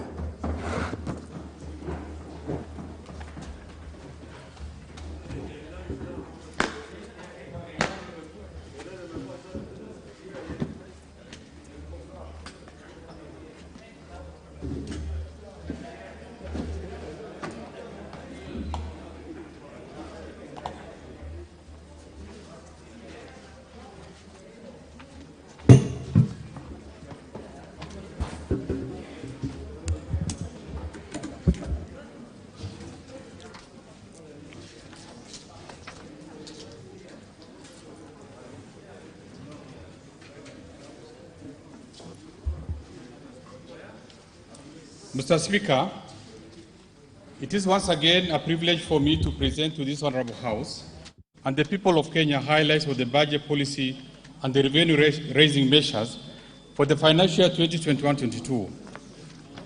This statement is a fulfillment of the requirement of Section 40 of the Public Finance Management Act and the Standing Order number 241 of the National Assembly. I do this in performing my fiduciary duty to Kenyans. Before I proceed with the rest of my statement, Mr. Speaker, allow me to state that during the preparation of this budget, I had very fruitful engagements with diverse stakeholders and received valuable feedback. The breadth of the stakeholders spanned from the government ministries, departments and agencies, county government, committees of this House, development partners, private sector, and Kenyans from all walks of life. I extend my sincere gratitude to them for their views and useful suggestions which inform the priorities of this budget. Mr. Speaker, pressing concerns raised by Kenyans during the consultation process revolved around the impact of COVID-19 and its containment measures. Kenyans were concerned about the high cost of COVID-19 treatment and availability of vaccines, in addition to food security, high cost of living, and employment levels among the youth. In addition, Kenyans raised concerns about the general levels of poverty and inequality, as well as increased public debt. Mr. Speaker, at the outset, I wish to assure Kenyans that these concerns have been considered and I will be elaborating specific interventions later in this statement. Mr. Speaker, as you recall, following the outbreak of COVID-19 pandemic in March last year, the government instituted containment measures to curb the spread of the virus and save lives.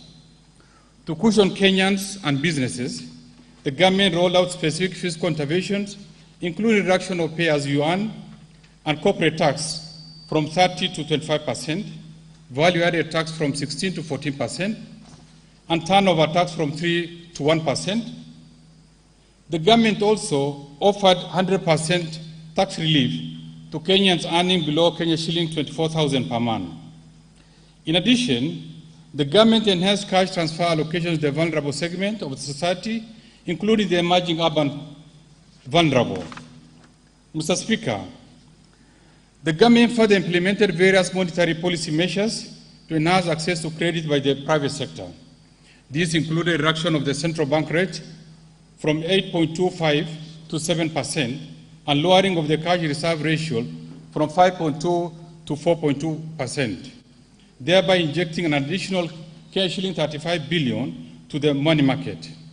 Further, during this period, commercial banks were allowed flexibility with regard to requirements for loan classification and provisioning. Mr. Speaker, to spur economic activities in the country, the government implemented a comprehensive economic stimulus program targeting activities in infrastructure, education, health, business liquidity, agriculture and food security, tourism, manufacturing, environment, water and sanitation. Mr. Speaker, in spite of these interventions, a lot remains to be done in order to deal with the challenges of unemployment among our youth, as well as high poverty and income inequality levels that have been aggravated by the COVID-19 pandemic. Our rallying call in this year's budget is therefore job creation through continued and sustained economic growth. To strengthen this position, we shall implement comprehensive economic recovery strategy that will expand economic activities and address these challenges. Mr. Speaker, the private sector remains key to employment creation and poverty reduction in the country. In order to expand the scope and pace of policy interventions and enhance access to credit by businesses, the government established the Credit Guarantee Scheme to de-risk lending to the micro, small, and medium enterprises. Mr. Speaker, the plight of the vulnerable in our society, particularly the emerging urban vulnerable, remains a key concern for our government. In order to cushion this particular group, the government will enhance cash transfer allocations and institute other targeted interventions in this budget. Mr. Speaker, the COVID-19 pandemic has triggered one of the worst health and economic crises of our time. The pandemic overstretched our health systems, And in line with the advisory of the World Health Organization, the government implemented appropriate interventions to save lives. The response has undoubtedly strengthened our healthcare system through provisioning of necessary medical supplies, installation of modern equipment, and deployment of more health personnel. In addition, in March 2021, the government launched the National COVID-19 Vaccination Program, initially targeting the frontline workers and other highly vulnerable groups. As at end of May 2021, about 1 million persons had received the first vaccine dose. In order to facilitate further rollout of vaccines to create herd immunity, we propose to allocate Kenya shilling 14.3 billion in the financial 2021-22. This is in addition to Kenya shilling 7.6 billion appropriated in the current budget. Mr. Speaker, to enhance access to affordable medical and equipment for management of COVID-19 and chronic diseases, I will later in this statement be proposing tax relief measures on the various pharmaceutical products and medical equipment. Mr. Speaker, the containment measures instituted by the government to stem the spread of the virus and save lives adversely affected economic activities and revenue performance. To stimulate economic activities and enhance government's ability to respond, we prioritized health and social expenditures and formulated an economic recovery strategy program that targeted, first, enhancing our ability to respond to the COVID-19 pandemic, second, reducing debt vulnerabilities through a revenue-driven fiscal consolidation, stabilizing the ratio over the medium term, implementing targeted policy, legal and institutional reforms, while at the same time addressing vulnerabilities in the state-owned enterprises worsened by the COVID-19 pandemic. And fourth, strengthening the monetary policy framework and financial stability. Mr. Speaker, under this program, we plan to reduce the level of fiscal deficit from 8.7% of GDP in the current budget to 7.5% of GDP in the financial 2021-22, and further to 3.6% of GDP in the financial year 2024-25. This will be a 5.1% reduction in fiscal deficit over the next 4 years, thereby slowing the annual growth of debt. Upon our request, this economic recovery program is supported by multilateral and bilateral development partners, with the International Monetary Fund providing financial resources amounting to US $2.34 billion over the next 3 years. Further, Mr. Speaker, in response to the COVID-19 pandemic, the G20 countries extended support to developing countries by offering debt service suspension under the G20 Debt Service Suspension Initiative framework. The fiscal space created under this initiative is to increase social, health, and economic spending in response to the COVID-19 crisis. Kenya has benefited from this initiative through expansion of health and social services. Additionally, Mr. Speaker, Kenya welcomes the initiatives under the recent French African Summit that agreed to, among others, increase funding through the IMF special drawing rights to African states to support economic recovery, extension of the G20 debt service suspension, and facilitate the manufacture of vaccines in Africa. Mr. Speaker, I will now highlight the economic policy context in which this budget has been prepared. Mr. Speaker, this year's budget has been prepared against a backdrop of projected global economic recovery. This is despite the emergence of COVID-19 variant, occasioning reintroduction of containment measures to further stem spread of the virus. The projected recovery reflects additional fiscal support in a few large economies and monetary easing that further uplifts the economic outlook. This outlook is further supported by the ongoing vaccinations, which is expected to pick up in the second half of 2021. In this regard, Mr. Speaker, the global economy is projected to grow by 6% in 2021, from a contraction of 3.3% in 2020. Mr. Speaker, closer home, due to improved exports and commodity prices, economic growth in the sub-Saharan Africa region is projected to expand by 3.4% in 2021 from a contraction of 1.9% in 2020. This growth will also be supported by recovery in both private consumption and investment as the economies reopen. Mr. Speaker, like the rest of the world, our economy was not spared from the adverse impact of the pandemic. In addition, the Kenyan economy experienced two other shocks. One, the invasion of the desert locusts that damaged crops, and two, floods that caused loss of lives and livelihoods, displacement of people, and destruction of infrastructure. Given the impact of these shocks, economic growth for 2020 declined to 0.6% from 5.4% in 2019. Mr. Speaker, economic growth is expected to rebound to 6.6% in 2021. This recovery reflects the lower base of 2020, when most services sectors were adversely affected by the closure of the economy, recording negative growth. The outlook in 2021 will be reinforced by the prevailing stable macroeconomic environment and the ongoing implementation of the strategic priorities of government under the Big Four agenda and economic recovery strategy. Weather conditions are expected to be favorable, supporting agricultural output. As a result, export of goods and services will expand as global demand normalizes. Over the medium term, the economy is expected to remain resilient and grow at a rate above 6.1%. Mr. Speaker, this growth outlook is affirmed by the recent surveys by the Monetary Policy Committee, revealing a general optimism about economic growth prospects. In addition, the recent IMF mission to Kenya noted that economic recovery is underway and estimates economic growth consistent with our projections. Mr. Speaker, to support this growth outlook, we shall continue to maintain macroeconomic stability.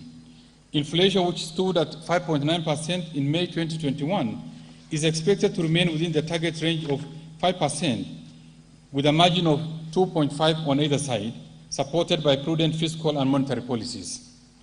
Interest rates will be expected to remain low and stable, supporting growth of private sector credit. The balance of payments is also expected to be strong, with the current account balance projected to remain at 5.2% of GDP.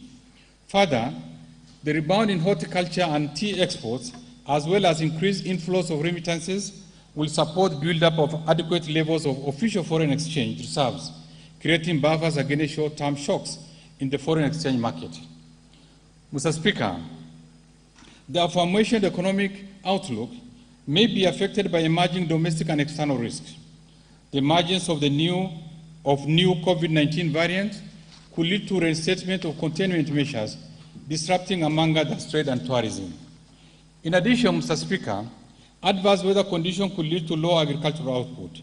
Further, increased public expenditure pressures, particularly wage demands, could put a strain to the fiscal space. Mr. Speaker, the government will continue to monitor these developments and take appropriate policy interventions to safeguard the economy where the risks to materialize.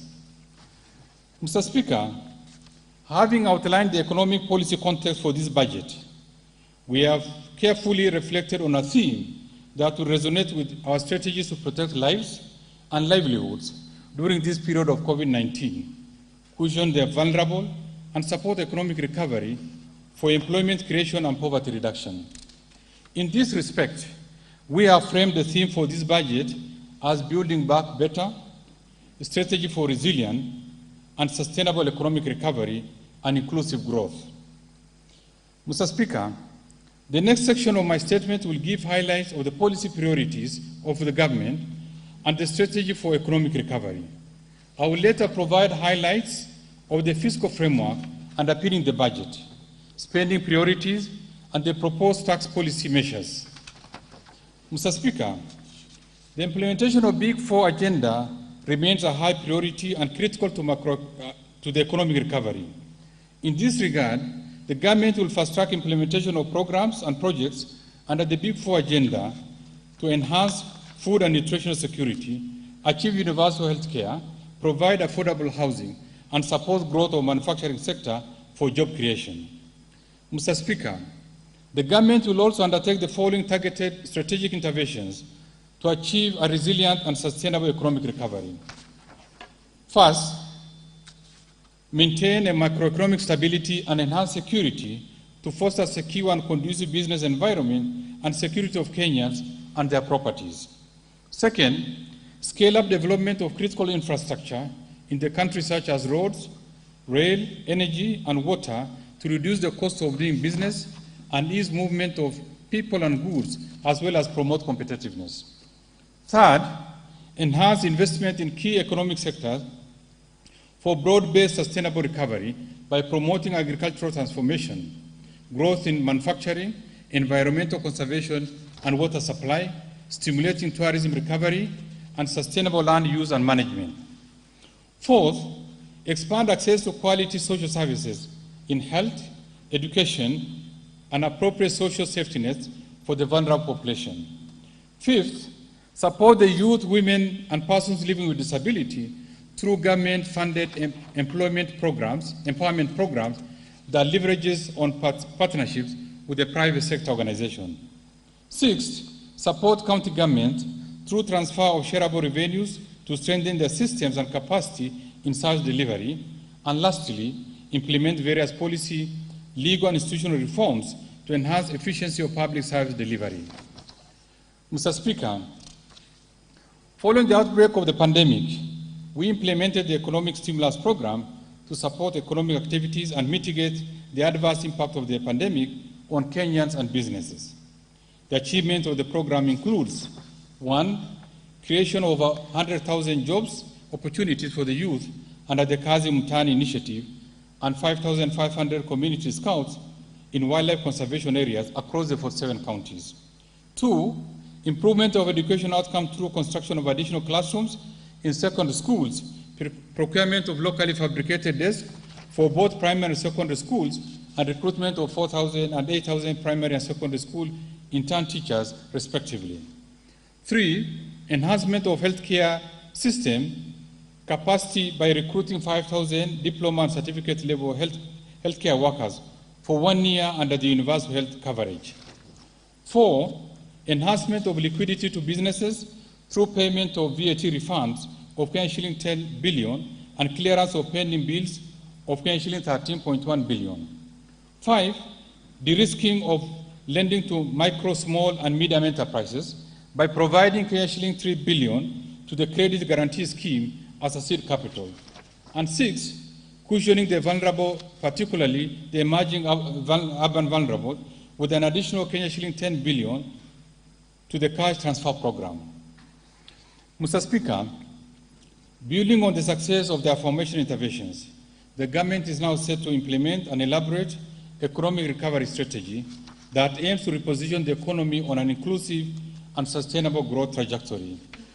The strategy seeks to enhance resource mobilization to ensure sustainable funding of our development programs from diverse sources, including public-private partnership and lease financing. The strategy will also support the role of the private sector in the economy and further facilitate credit access by micro, small, and medium enterprises through the Credit Guarantee Scheme. Under the strategy, the government will upscale investment in ICT and digital infrastructure in order to facilitate e-commerce and efficient delivery of public services. The government shall also promote local production processes and domestic supply value chains and strengthen social protection through targeted policy interventions and programs. Mr. Speaker, undoubtedly, successful implementation of this strategy will enable us to realize the aspired economic growth, create employment, and narrow income inequalities. I will later in this statement propose budget allocations to the government priority areas. Mr. Speaker, besides the achievements under the economic stimulus program, the ongoing key strategic interventions of government, as well as sustained policy reforms over the years, have greatly transformed the economy and improved the welfare of Kenyans. Mr. Speaker, I will now highlight some of the key achievements realized from these investments and reforms.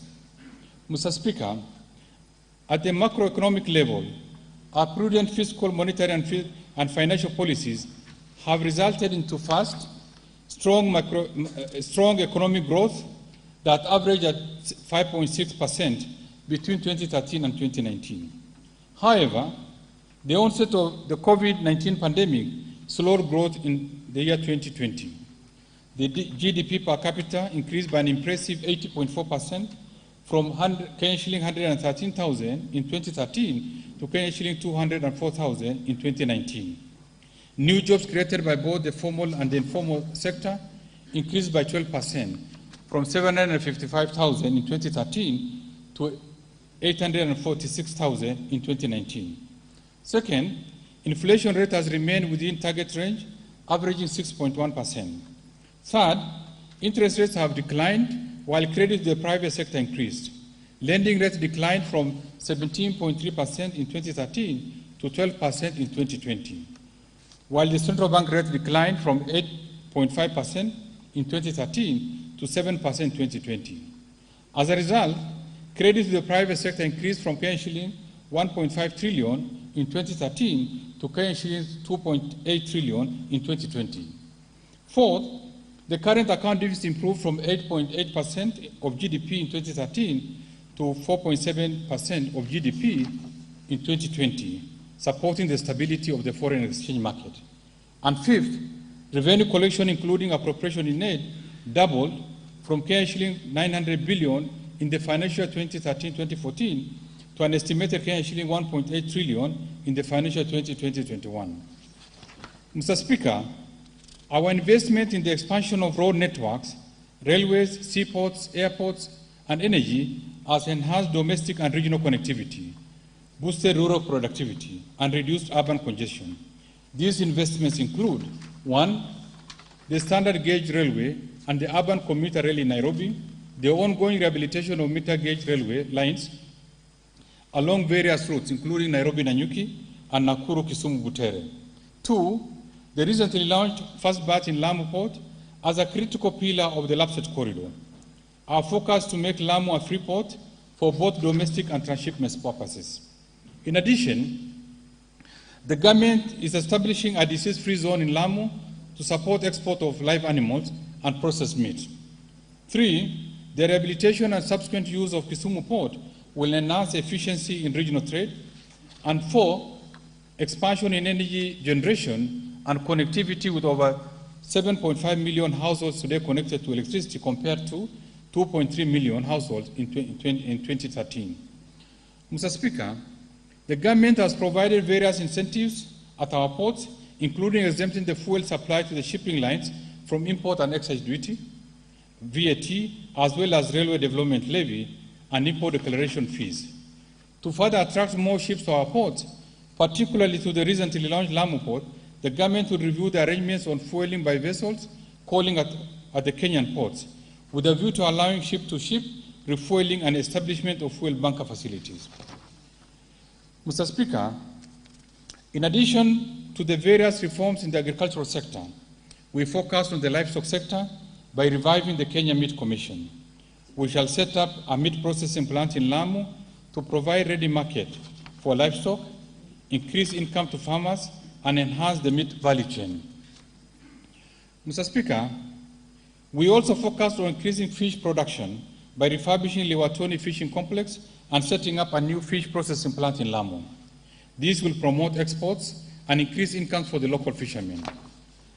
Mr. Speaker, in order to improve access to land as a factor for development, we have stepped up investment in the sector and rolled out ambitious national program of land titling and digitization of land records.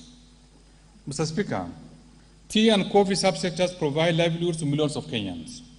Despite its contribution, the foreign exchange earnings, the returns to farmers have been declining due to low productivity, high input cost, low levels of value addition, and weak regulatory and institutional framework.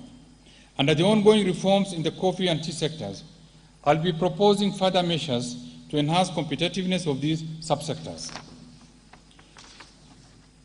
With regard to manufacturing, Mr. Speaker, the government has revived and transformed textile, leather, and automobile industries, which have in turn created jobs for our youth. The full operationalization of special economic zones in Dongokundu, Naivasha, and Kisumu will support local industries, industrial activities, and unlock additional employment opportunities. Mr. Speaker, the government over the years has supported local assembly of motor vehicles and motorcycles by providing various tax incentives. This includes removal of excise duty on locally assembled motor vehicles, duty-free importation of complete knockdown kits, and reduced corporate tax from 30 to 15% for the first 5 years of operation. I am pleased to note that the industry has responded positively to these interventions, and to date, we have approved 13 motor vehicle and 17 motorcycle assemblers. These local assemblers have created employment opportunities while also saving the country substantial foreign exchange. Mr. Speaker, whereas assembly of commercial vehicles have registered tremendous growth, the passenger category of motor vehicles remains underdeveloped. This category is still dominated by imported used vehicles, comprising over 70% of passenger vehicles, which is largely attributed to the high cost of assembly. In this regard, the government is working on a framework to support the assembly of affordable passenger vehicles. Further, the government, in consultation with the stakeholders, is in the final stages of instituting comprehensive policy and administrative reforms to fully entrench local assembly of motor vehicles and motorcycles.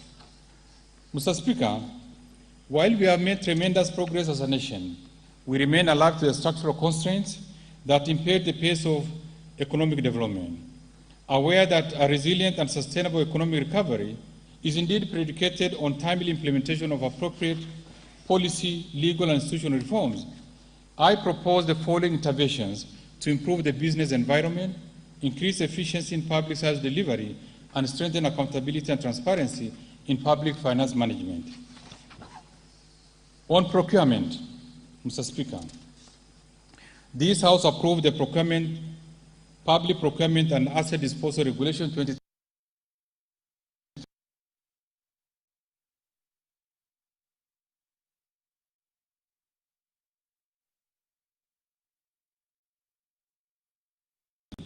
And knowledge transfer, local content, and employment quotas, among others. For smooth implementation of the regulations, we have conducted capacity building in all 47 counties. I therefore direct procuring entities to fully comply with these regulations. Mr. Speaker, in order to ensure efficiency in procurement process and facilitate access by micro, small, and medium enterprises, the government has reviewed consolidation policy on procurement of ICT equipment and related services. In this regard, procurement of ICT equipment and related services will be decentralized to various ministries, departments, and agencies with effect from 1st July 2021. Mr. Speaker, last year, we began the process of automating public procurement through an end-to-end electronic procurement system. So far, we have developed an implementation strategy that re-engineers all public procurement processes, including functional and technical requirements. In order to actualize this initiative, 31st December 2021 will be the final date for rolling out the electronic government procurement system and therefore discontinuation of the manual procurement processes.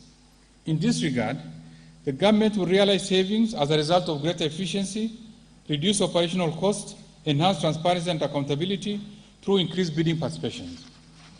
Mr. Speaker, to support our local contractors and undertake construction of infrastructure projects, we have proposed changes to the contracting framework through the Public Procurement and Asset Disposal Bill 2020.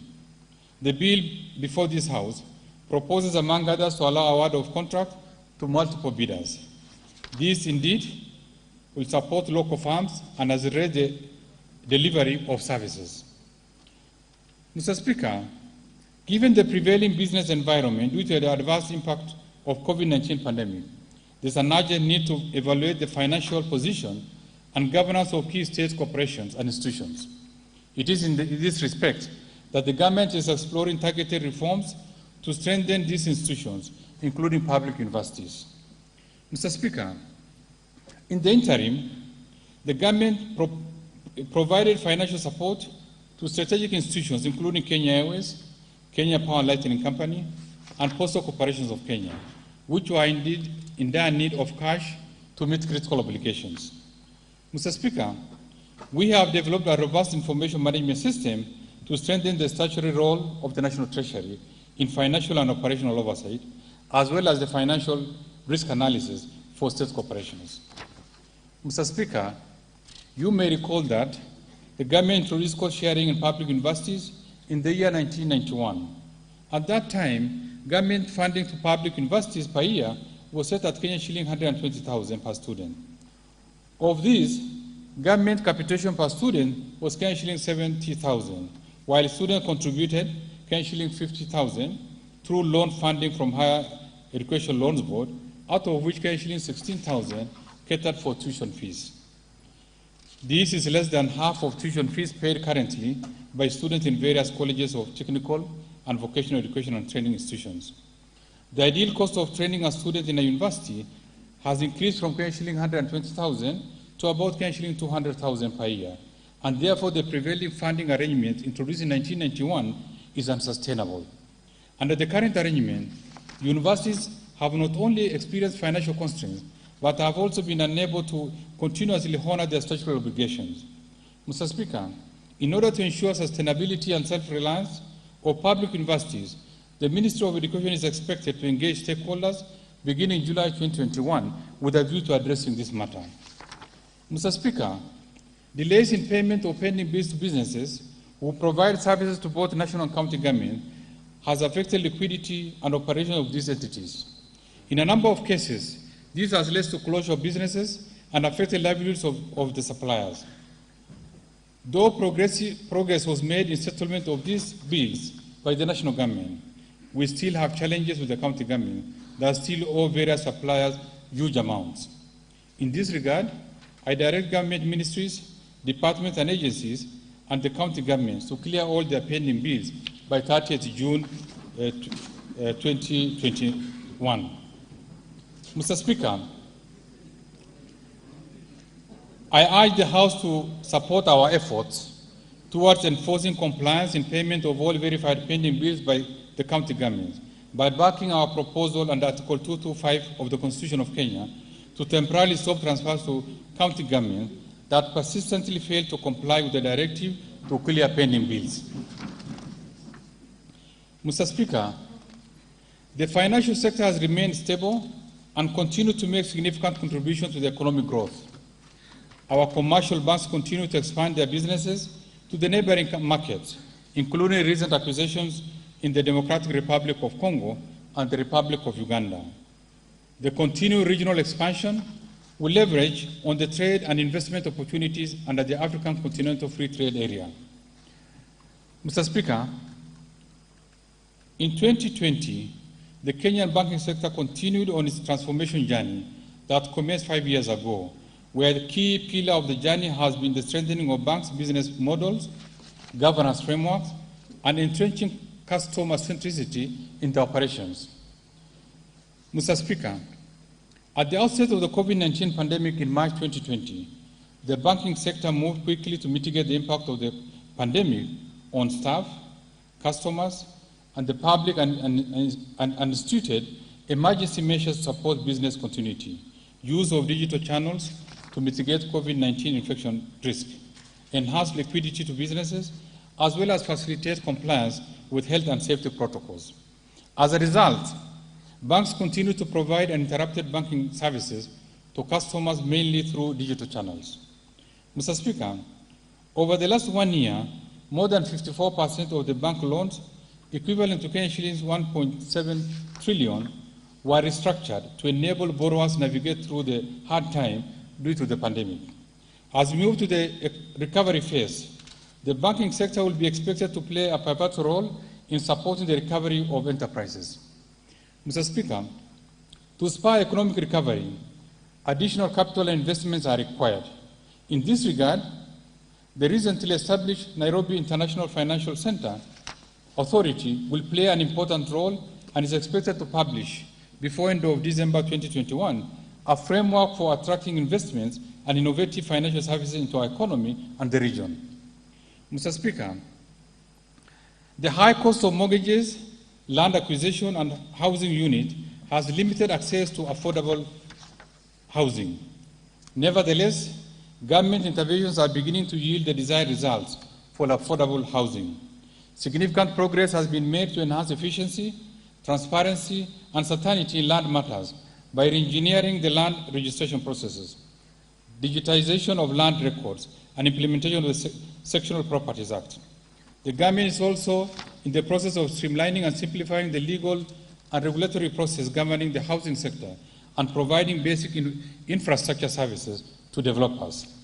Further, the Kenya Mortgage Refinance Company is supporting the growth of residential housing market in Kenya by providing long-term funding to the mortgage lenders in order to increase affordability of mortgage loans to Kenyans.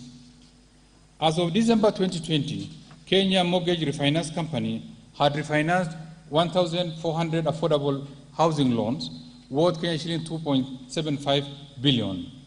Mr. Speaker, the Kenya Mortgage Refinance Company is scheduled to issue an infrastructure bond by October 2021 to raise additional financing for its affordable housing finance objective. Consequently, the company plans to issue green bonds to finance climate-friendly housing projects. Mr. Speaker, during the current financial year, the government operationalized the credit guarantee scheme by providing seed capital of shilling 3 billion to de-risk lending to micro, small, and medium enterprises. To this effect, the National Treasury signed credit guarantee agreements with 7 commercial banks who have now rolled out credit to micro, small, and medium enterprises. Mr. Speaker, to further promote access to affordable credit by micro, small, and medium enterprises, the government has committed to progressively raise the capital to shilling 10 billion. In this budget, I propose to allocate an additional shilling 2 billion to the scheme. Mr. Speaker, alongside the credit guarantee scheme, on account of improved business environment, the private sector has rolled out other innovative credit products targeting micro, small, and medium enterprises. Through these innovations, the banking sector had disbursed over shilling 20.8 billion to micro, small, and medium enterprises, equivalent to 0.7% of total gross loans by end of April 2021. Mr. Speaker, in order to unlock the full potential of digital lenders, the government has, through the Central Bank of Kenya Amendment Bill 2021, proposed to provide for licensing of digital credit service providers. This bill has been submitted to this House for consideration and approval. Mr. Speaker, capital markets play a critical role of channeling national savings and foreign capital inflows into the productive sectors. In order to enhance inclusivity and access to investment opportunities in the capital markets, I propose to amend the Central Depository Act to allow for opening of omnibus investment accounts by persons investing on behalf of others in the securities market. This will allow investment by individuals as well as collective investment by groups.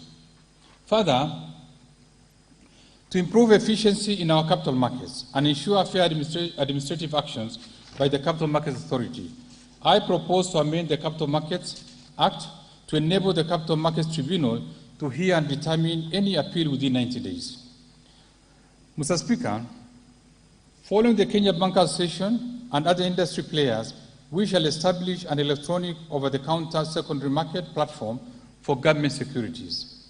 This platform will help in deepening our domestic debt market, improve pricing efficiency and transparency in securities trading, thereby lowering yields and cost of credit in the economy. We expect the operations of the over-the-counter to be in place by June 2022. Mr. Speaker, the defined benefit pension scheme for civil servants, teachers, and disciplined forces has constrained growth of pension savings and also exerted fiscal pressure on government.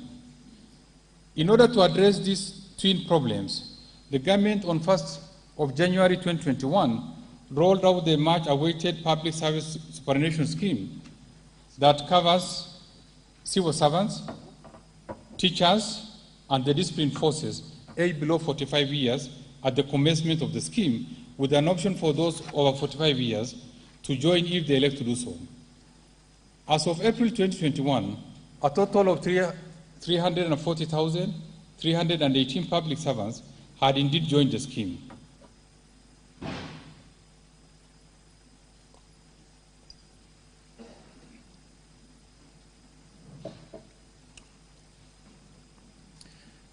Mr. Speaker, in the past, the processing of payment of pension benefits to retired public servants has neither been efficient nor timely, thus denying senior citizens regular incomes. To address this, National Treasury has carried out targeted reforms including systems reengineering and the provision of real-time pension services in all the Huduma centers countrywide. I am pleased to note that as a result of these interventions, the cumulative pension payments and pension file process increased by 40% by 31st May 2021 compared to the previous year. We expect further improvement with the planned implementation of pensions management information system late in the year. Mr. Speaker, given the disparities in the design of the various existing pension schemes and the attendant laws, it has become necessary that these laws be harmonized, hence the need for establishment of one national retirement policy. The policy currently under development seeks to achieve comprehensive pension coverage across formal and informal sectors so as to protect the interests of beneficiaries and rights of pension contributors. In this regard, Mr. Speaker, I shall be publishing the policy by December 2021. Mr. Speaker, further, to enhance good governance and improve accountability and transparency in the management of retirement benefit schemes, I propose to amend the Retirement Benefits Act to provide for the registration and regulation of corporate trustees that provide services to pension schemes. Mr. Speaker, our retired citizens have continued to experience challenges in accessing Medicare. For this reason, we have developed post-retirement medical regulations to allow members to make additional voluntary contributions to a medical fund. This will enable retirees access the funds at the retirement or transfer a portion of it to a medical insurance provider. However, the existing regulations exclude post-retirement medical funds established under irrevocable trust by employers and service providers outside the retirement benefit scheme, popularly known as the standalone post-retirement medical funds. These funds have remained unregulated, thus adversely exposing members' funds. As such, I propose to amend the Retirement Benefits Act to provide for regulation of these funds. Mr. Speaker, majority of Kenyans in the informal sector are not covered by any pension scheme, making them vulnerable during old age. To address this, I undertook last year to establish a national informal sector pension scheme with a sustainable model that combines long-term savings with short-term needs, targeting the more than 15 million in the informal sector workers who have been excluded from the current pension arrangement. To this effect, I wish to report that necessary instruments to operationalize the scheme, including trust deeds and rules, business plan, and investment policy, have been prepared. We intend to roll out this scheme in the next financial year. Mr. Speaker, to reinforce realization of affordable housing, last year, we amended the Retirement Benefits Act and mortgage regulations to allow members to use part of their accumulated benefits to purchase residential houses. This will support members of retirement benefit schemes to own homes. In this budget, I propose to amend the mortgage regulations to allow members to utilize up to 40% or maximum of $7 million of their accrued benefits to purchase a house and a tenant purchase basis by their pension scheme. Mr. Speaker, currently, foreign insurance brokers are excluded from the definition of brokers under the Insurance Act, thereby making them operate in the country without any controls, thus putting insurance and policyholders at risk. To address this, I propose to amend the Insurance Act to provide for the regulation of foreign insurance brokers. Mr. Speaker, classes of long-term insurance business were amended in 2009 to align with modern classification and bring into perspective the industry's current size. However, the permitted maximum management expenditure was not updated to match the new classification, which causes insurance to either overestimate or underestimate the management expenses, impacting negatively on policyholders. I therefore propose to amend the insurance regulations to provide for the maximum permitted expenditure for each category. Mr. Speaker, To effectively manage disaster response in a more coordinated manner, the government has developed a Disaster Risk Management Bill 2021. The objective of the bill is to better prepare and coordinate our disaster response, mitigation and recovery, as well as build resilience at both national and county levels. Given the urgency to provide a framework for disaster management at both levels of government, I appeal to this House to prioritize consideration of this bill. Mr. Speaker, climate change remains a key concern globally, given its impact on economies. In this regard,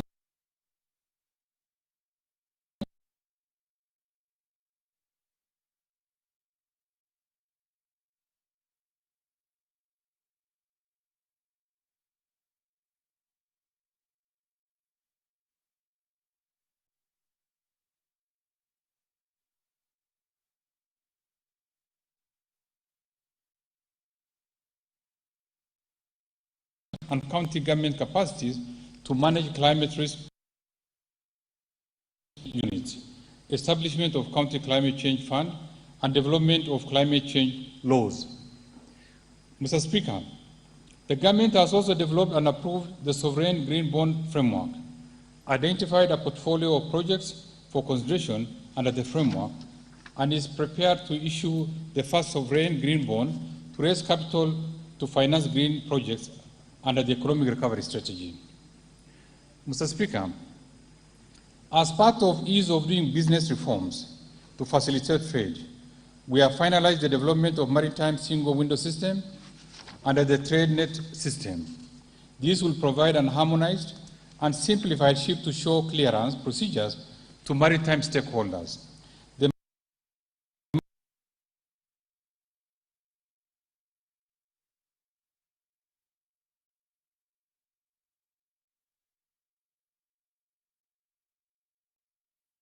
Is expected to replace the current system that is manual, decentralized, with unnecessary lengthy processes that affect the ship turnaround time and increase costs of port to Mombasa. I am pleased to note that this maritime single window system went live on 2nd June 2021.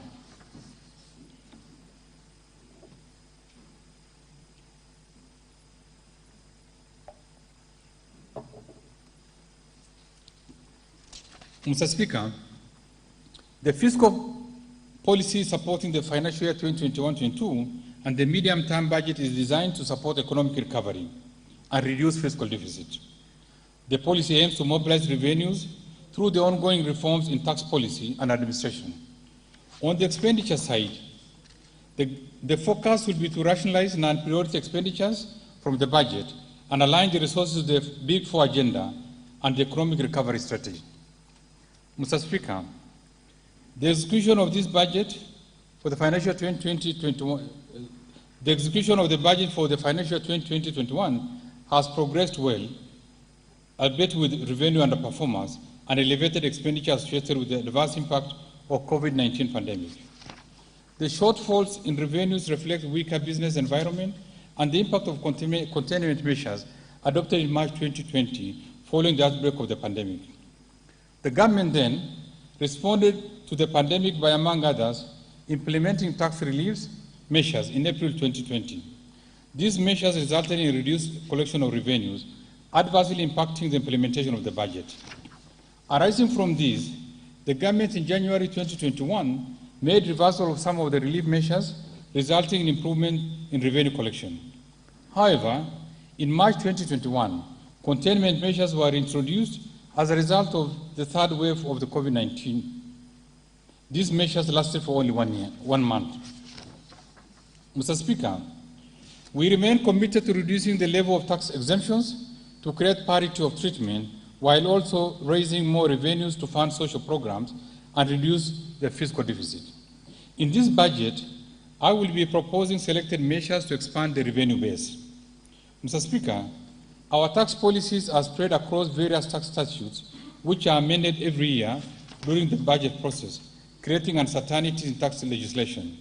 In this regard, Mr. Speaker, I have initiated a process of developing a national tax policy framework that will not only enhance administrative efficiency of the tax system, but provide consistency and certainty in tax administration and management of tax expenditure. A draft national tax policy is now ready and will be shared with stakeholders and members of the public in line with the dictates of our Constitution before forwarding to this House for consideration and approval. Mr. Speaker, total revenue including appropriation in aid and grants for the financial year 2021-22 budget is projected at Kenya shilling 2.1 trillion, equivalent to 17% of GDP. Of this, total revenue is projected at Kenya shilling 2.04 trillion, equivalent to 16% of GDP, an increase in nominal terms from Kenya shilling 1.84 trillion in the financial year 2020-21.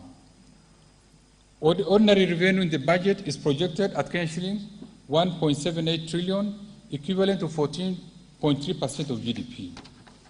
Mr. Speaker, total expenditure in the financial year 2021-22 budget are projected at Kenya shilling 3.03 trillion, equivalent to 24.5% of GDP, from Kenya shilling 2.89 trillion, equivalent to 25.8% of GDP in the financial 2020-21 budget.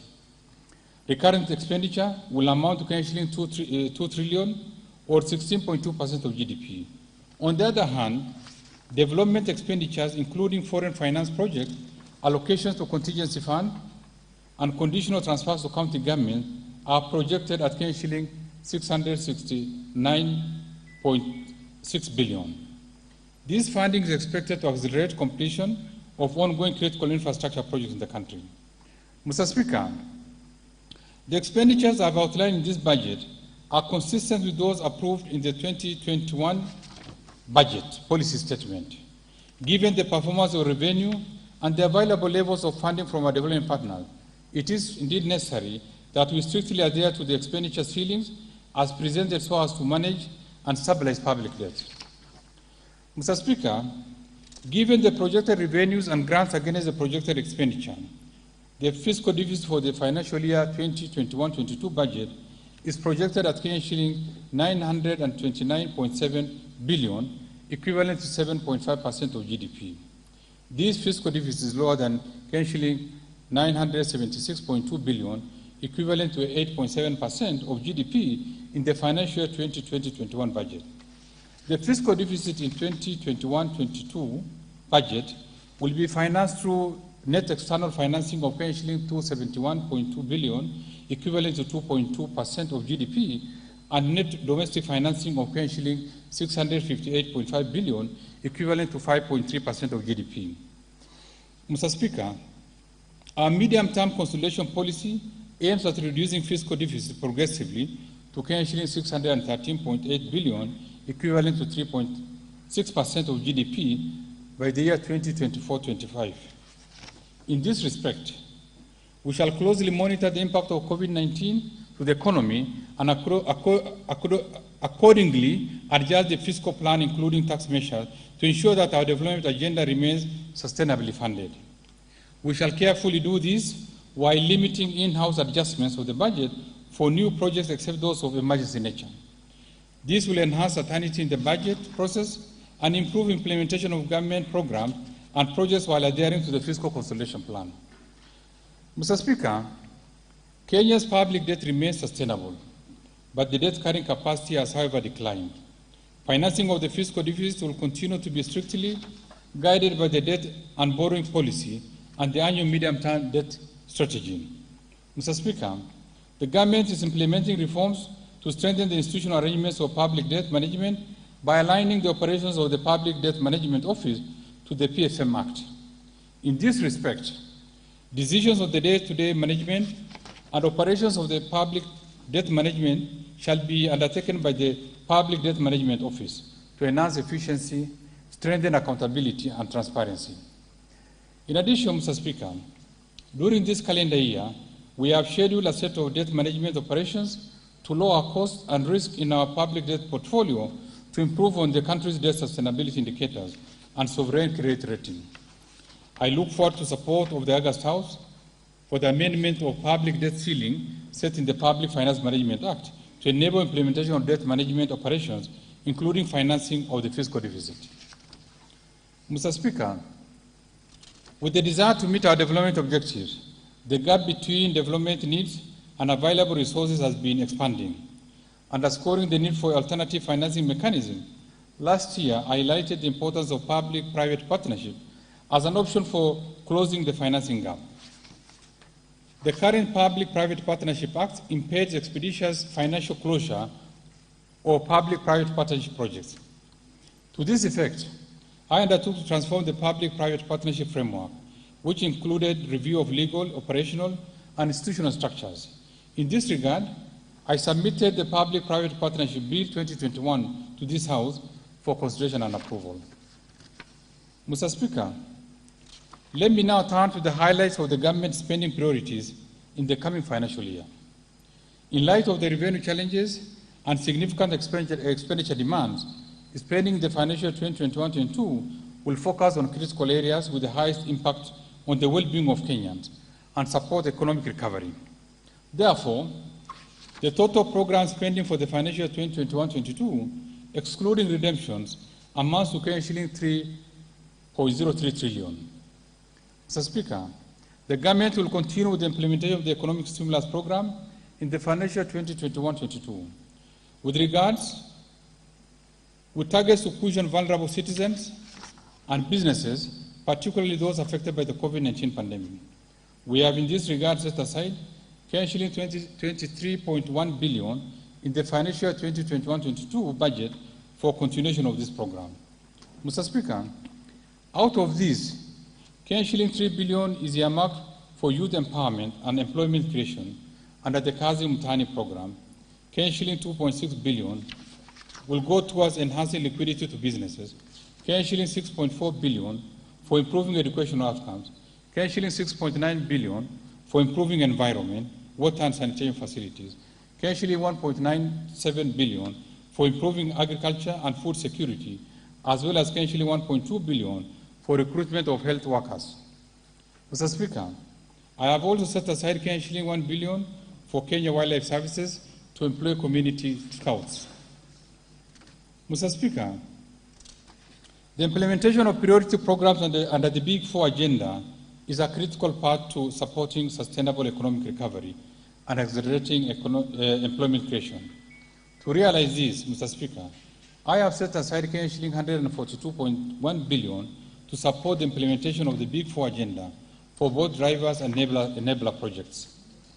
Mr. Speaker, the outbreak and rapid spread of the COVID-19 pandemic necessitated an urgent need to upscale implementation of universal health coverage to all our counties.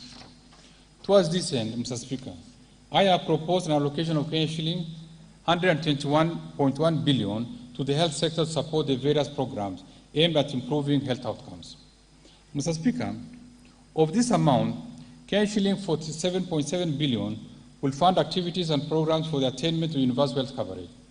Mr. Speaker, specific allocations for the various activities and programs includes shilling 8.7 billion for the Kenya COVID-19 Emergency Response Project, shilling 4.1 billion for free maternity health care, shilling 7.2 billion for the managed equipment services, as well as shilling 1.8 billion to provide medical cover for the elderly and severely disabled persons in our society.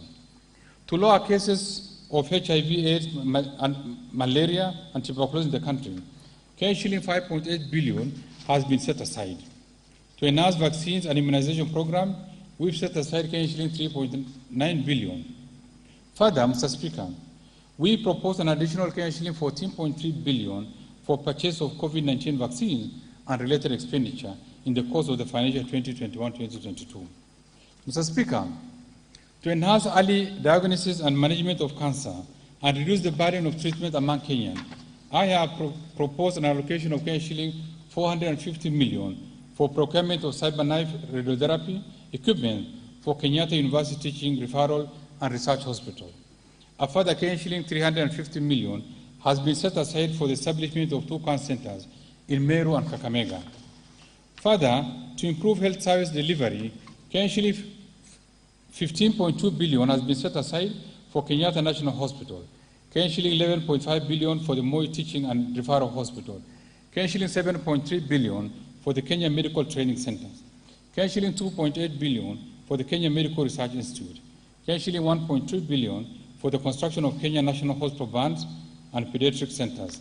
Kenya shilling 863 million for procurement of family planning and reproductive health commodities. And Kenya shilling 600 million for procurement of equipment at the National Blood Transfusion Center.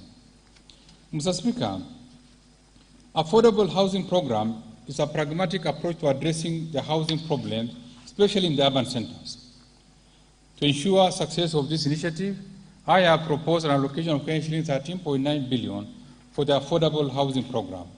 The proposed allocation includes Kenya shilling 3.5 billion to Kenya Mortgage Refinance Company for establishment of the company's capital, as well as for own lending to primary mortgage lenders. Kenya shilling 8.2 billion for construction of affordable housing units, as well as Kenya shilling 500 million for construction of social housing units. Mr. Speaker, to support the Nairobi Metropolitan Services in reversing urban dignity in Nairobi City County, Kenya shilling 100 million has been set aside for the Nairobi Metropolitan Service Improvement Project, and Kenya shilling 111.2 million for construction of footbridges. Other key allocations to the housing, urban development, and public works sector includes Kenya shilling 3.5 billion for the Kenya Informal Settlement Improvement Project Phase 2, Kenya shilling 1 billion for construction of markets, Kenya shilling 1 billion for maintenance of government pool houses, Kenya shilling 750 million for construction of housing units for the National Police and Kenya Prison, Kenya shilling 700 million for the Kenya Urban Program, Kenya shilling 200 million for the Afri-City Summit, and Kenya addition, Mr. Speaker, public transport. Mr. Speaker, the government continues to scale up reforms to encourage investments in the manufacturing sector to support and protect local industries. Despite the challenges brought about by COVID-19 pandemic, the fiscal and monetary policy measures that the government implemented significantly cushioned the sector. Mr. Speaker, to further promote local industries, I have proposed an allocation of Kenya shilling 20.5 billion under the various implementing ministries, departments, and agencies. Out of these, Kenya shilling 2 billion will go to the credit guarantee scheme to enhance access to affordable credit by micro, small, and medium enterprises in the manufacturing sector. Kenya shilling 500 million will support development of various micro, small, and medium enterprises in Kenya. And Kenya shilling 600 million for provision of finances to micro, small, and medium enterprises through the Kenya Industrial Estate. In addition, Mr. Speaker, I have set aside Kenya shilling 8.3 billion for Dongokundu Special Economic Zone, Kenya shilling 350 million for development of the Special Economic Zone, Textile Park in Naivasha, Kenani Leather Industrial Park, and at the River Textile Hub. Kenya shilling 90 million for the Free Port and Industrial Park Special Economic Zone in Mombasa. Other proposed allocations include Kenya shilling 130.2 million for the modernization of Rivertex, Kenya shilling 800 million for access roads to industrial park facilities. Mr. Speaker, in order to maximize the benefits from our cash crops, the government will make further investments towards the revival and enhancement of output. In this respect, Mr. Speaker, I have proposed 210.4 million for coffee industry revitalization, Kenya shilling 59.2 million for modernization of cooperative cotton ginneries, and Kenya shilling 50 million for cotton development as a subsidy and extension support. Mr. Speaker, to equip our youth with essential training and internship opportunities, I have proposed an allocation of Kenya shilling 1.4 billion for the Kenya Industrial and Entrepreneurship Project, Kenya shilling 800 million for the Kenya Youth Employment and Opportunities Project, Kenya shilling 448 million for industrial research laboratories, Kenya shilling 199.5 million for constituency industrial development centers.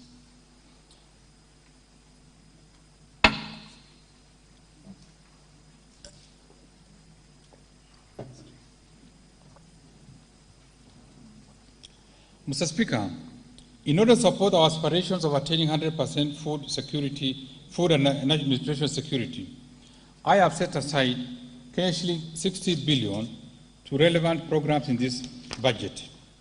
Out of these, Kenya shilling 7 billion will go to the National Agricultural and Rural Inclusivity Project, shilling 2.7 billion for the Kenya Cereal Enhancement Program. Shilling 1.8 billion has been proposed for the Emergency Locust Response. Shilling 1.5 billion for the National Value Chain Support Program. Shilling 1.5 billion for the Agricultural Sector Development Support Program 2. Shilling 1.5 billion for the Small Scale Irrigation and Value Addition Project. And shilling 620 million for food security. I propose shilling 3 billion for free disease holding ground in Lamu. I have also proposed shilling 488.1 million for the Regional Pastoral Livelihood Resilience Project. Shilling 455 million for the Kenya Livestock Commercialization Program. Shilling 163 million for the Livestock Value Chain Support Project. And shilling 156 more disease controls. I have set aside shilling 180 million for sustainable successful entrepreneurship free areas in Kenya. Shilling 131.4 million, organization of foot and mouth disease laboratory and related activities. Mr. Speaker, the realization of the food and nutrition security also relies heavily on the sustainable utilization of the blue economy resources. To promote this, I have proposed an allocation of shilling 3.2 billion for the aquaculture business development project, shilling 3.4 billion for Kenya Marine Fisheries and Socioeconomic Development Project, shilling 2.1 billion for exploitation of living resources under the blue economy, shilling 1 billion for construction of fish processing plant in Lamu, shilling 290 million for coastal fisheries infrastructure development, shilling 326.6 million for rehabilitation of fish landing sites in Lamu, in Lake Victoria, shilling 150 million for aquaculture technology development and innovation transfers, and shilling 195.3 million for development of blue economy initiatives. Mr. Speaker, in order to increase agricultural productivity and enhance resilience to climate change risk in targeted smallholder farming and pastoral communities in Kenya, I have set aside shilling 8.9 billion for the Climate Smart Agricultural Productivity Project, shilling 1.1 billion to enhance drought resilience and sustainable livelihood, shilling 178 million towards ending drought emergencies in Kenya, and in addition, I have proposed an allocation of shilling 529.5 million for the livestock and crop insurance scheme to reduce the vulnerabilities of Kenyan farmers to disease and natural disasters. Mr. Speaker, to ensure legitimacy of land ownership, I have set aside shilling 1.5 billion for processing and registration of title deeds, shilling 600 million for digitization of land registries, and shilling 105 million for construction of land registries. Mr. Speaker, other proposed allocations include shilling 100 million for revitalization of cotton industry, shilling 300 million for mitigation of fall armyworms, shilling 150 million for, and shilling 65 million for construction and refurbishment of the Leather Science Institute.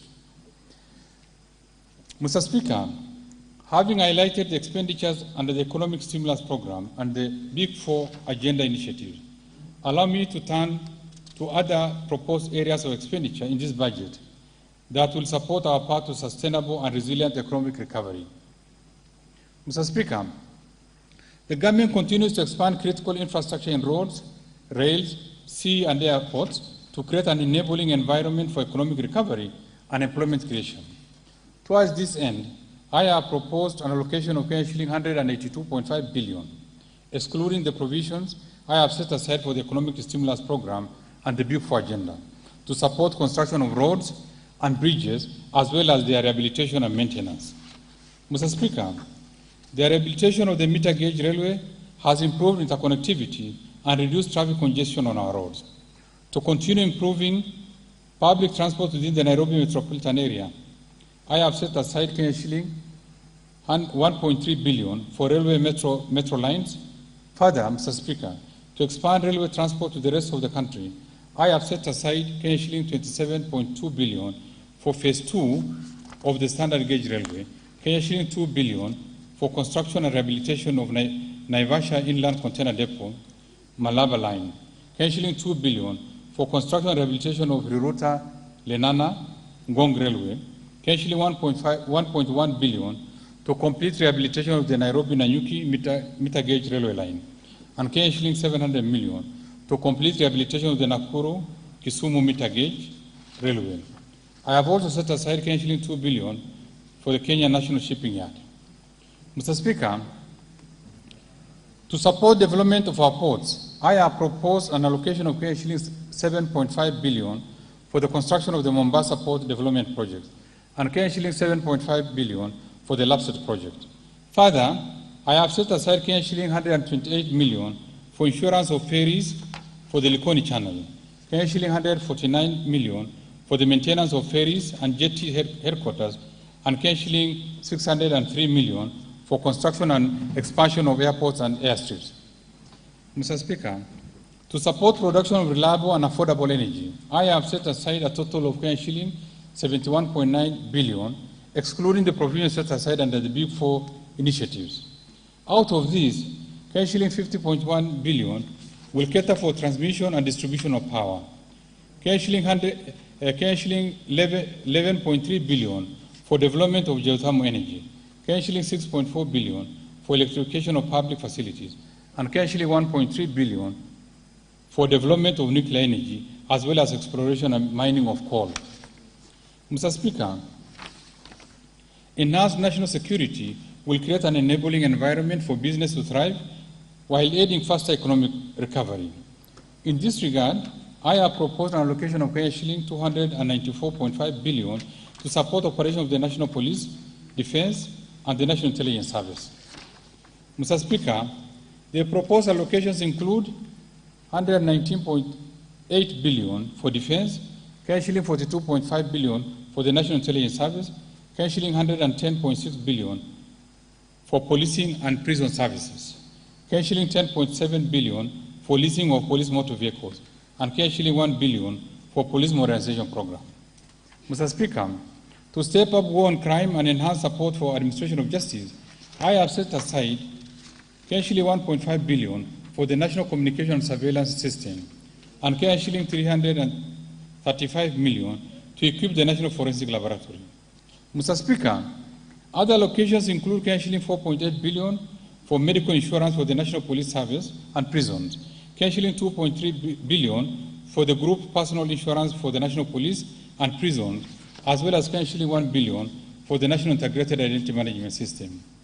Mr. Speaker, the outbreak of COVID-19 pandemic last year disrupted in-person learning, leading to closure of schools for 9 months. The government is determined to recover the lost time while ensuring safe learning in our schools, colleges, and universities. In this respect, I have set aside a total of shilling 202.8 billion to support programs in the education sector.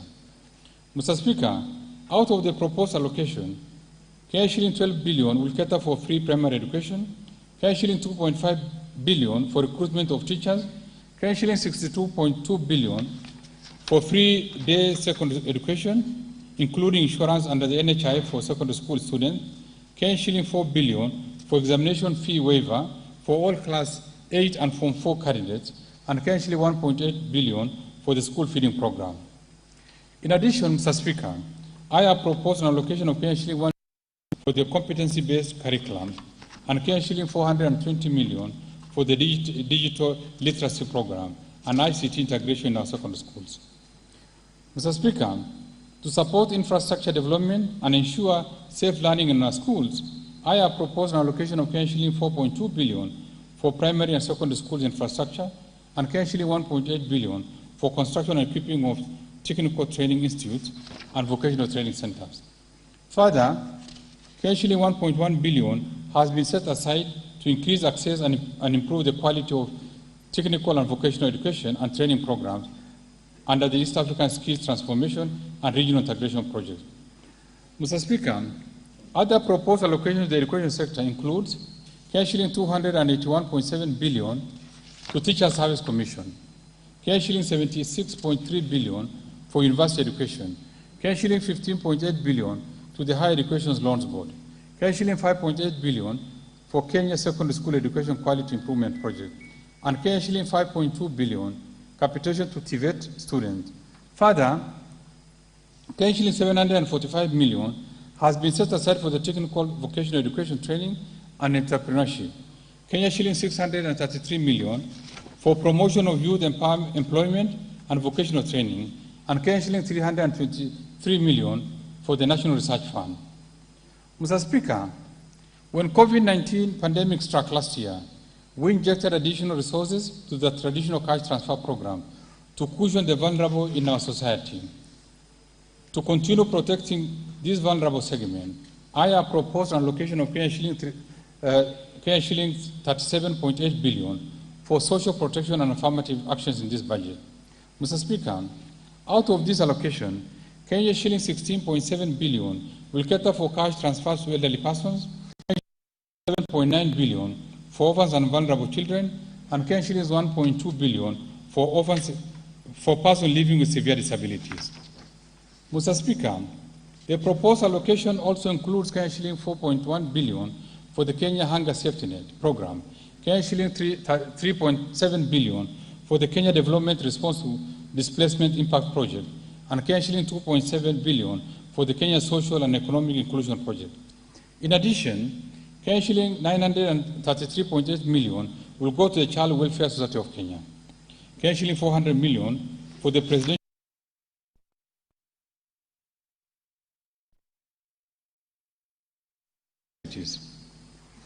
Mr. Speaker, the most pressing challenge in our country at the moment is lack of job opportunities for the youth.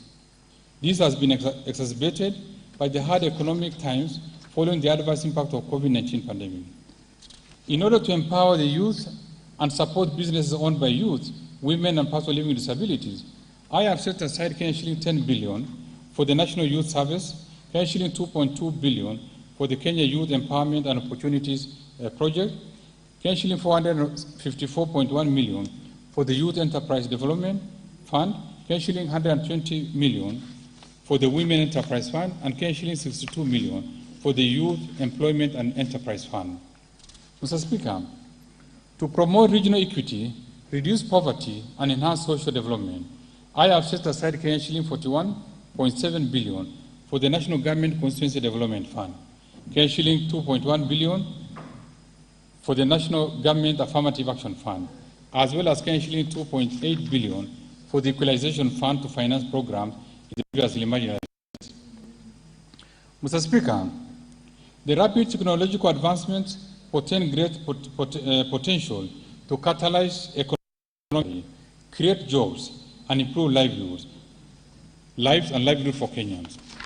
To leverage on these technological gains, I have proposed an allocation of Kenya shilling 20.9 billion to fund initiatives in the information, communication, and technology sector. Specifically, these allocations include Kenya shilling 1 billion for government shared services, Kenya shilling 670 million for the digital literacy program. Further, to fast-track the development of the Konza Technopolis City, I have proposed an allocation of Kenya shilling 12 billion for the horizontal infrastructure phase 1, Kenya shilling 3.6 billion for Konza Data Center and Smart City Facility, Kenya shilling 400 million for construction of Konza Complex phase 1B, and Kenya shilling 200 million for development of Konza Technopolis Master Plan.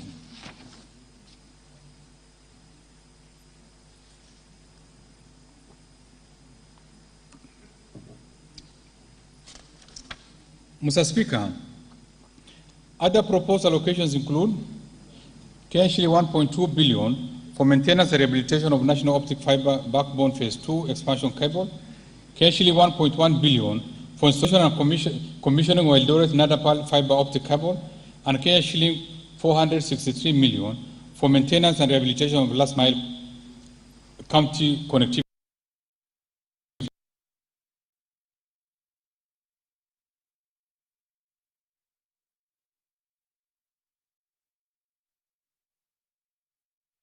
And arts sectors.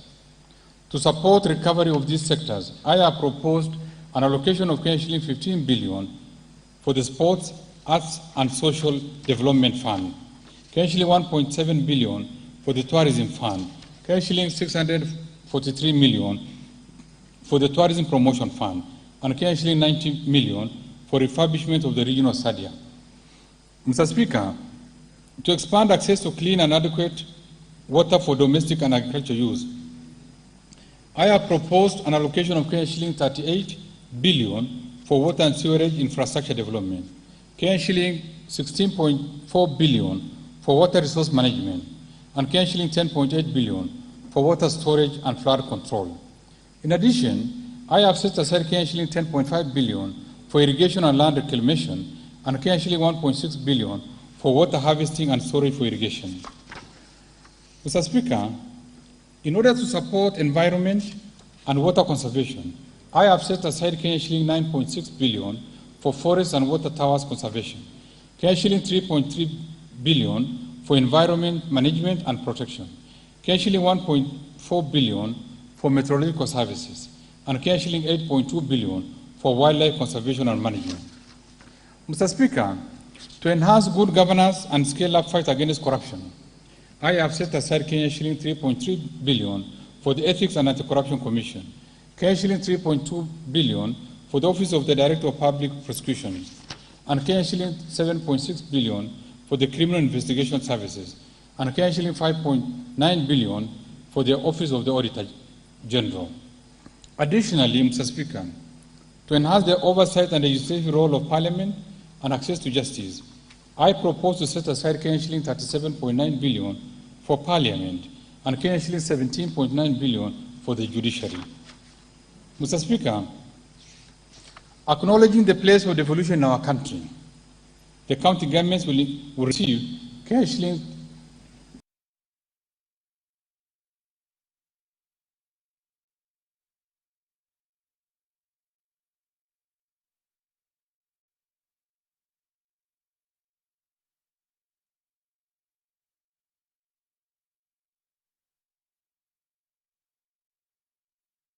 from the national government share of revenue and shilling 32.3 billion from development partners, bringing the total allocation to the county government for the financial year 2021-22 to shilling 409.9 billion. Indeed, this marks a substantial increase compared to shilling 353.2 billion allocation in the financial year 2020-21, a clear testimony of the government's commitment to supporting devolution. Mr. Speaker, in line with the High Court ruling on petition number 252 of 2016, directing that conditional and unconditional grants to county government should not be provided for under the Division of Revenue Act, the National Treasury is in consultation with other stakeholders is developing an appropriate legal instrument to be used to disburse additional conditional grants from the national government's share of revenue as well as from proceeds of loans and grants to county governments. Mr. Speaker, in February 2020, the national government and the national city-county government entered into a mutual agreement in line with Article 187 of the Constitution, through which the Nairobi City County transferred some of its functions to the national government. To ensure that the process of such a transfer of functions is fully reinforced in law, the National Treasury is developing a legislation to operationalize Articles 187 and 189 of the Constitution on transfer of functions and cooperation between the national and county governments. Mr. Speaker, to facilitate performance of the transferred functions by the Nairobi Metropolitan Services, I propose to allocate shilling 27.2 billion, which will comprise 18 billion for recurrent expenditure and shilling 9.2 billion for development expenditure. Mr. Speaker, to support county governments' capacities to enhance their own source revenue and reduce our reliance on equitable share, the National Treasury rolled out a nationwide capacity building exercise for county governments on interventions contained in the national policy to support enhancement of county government own source revenue. Mr. Speaker, the policy proposes broadening of the revenue basis while enhancing counties' revenue administrative capacities. The policy further proposes legal framework to ensure that the county governments comply with Article 209(5) of the Constitution of Kenya when formulating their revenue-raising measures. In this regard, we resubmitted the County Government Revenue-Raising Process Bill 2020 to this House in early 2020 for consideration. It is my hope that this bill will get necessary priority and approval. Further, Mr. Speaker, the government, through a multi-agency task force, has reviewed existing revenue management system with a view to deploying one integrated county revenue management system for use by all the 47 county governments. The task force has completed its work and made appropriate recommendations for consideration by the two levels of government. Mr. Speaker, in order to provide basic services to the previously marginalized areas, as envisioned under the Constitution of Kenya, the concerned county governments have been allocated Kenyan shilling 6.8 billion under the Equalization Fund in the financial year 2021-22. Mr. Speaker, arising from the High Court's ruling declaring the Equalization Fund guidelines unconstitutional, the National Treasury has developed the Public Finance Management Regulations 2021, which is now before this House for consideration. Mr. Speaker, I will now turn to taxation policy measures for the financial 2021-22 budget.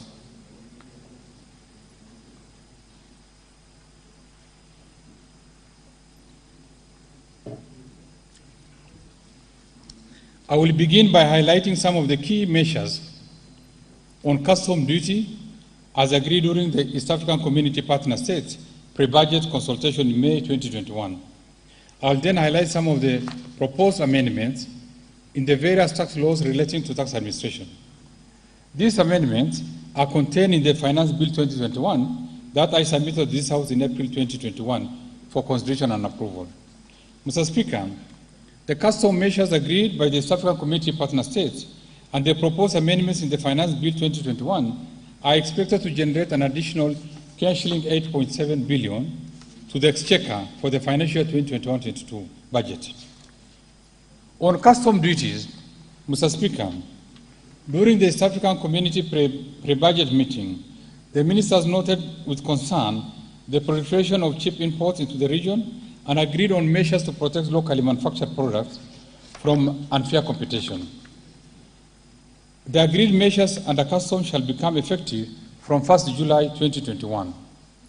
Mr. Speaker, to sustain the fight against the COVID-19 pandemic, East African partner states have agreed to extend the duty-free importation window for raw materials and inputs for manufacture of masks, sanitizers, ventilators, and personal protective equipment remission for a further 1 year.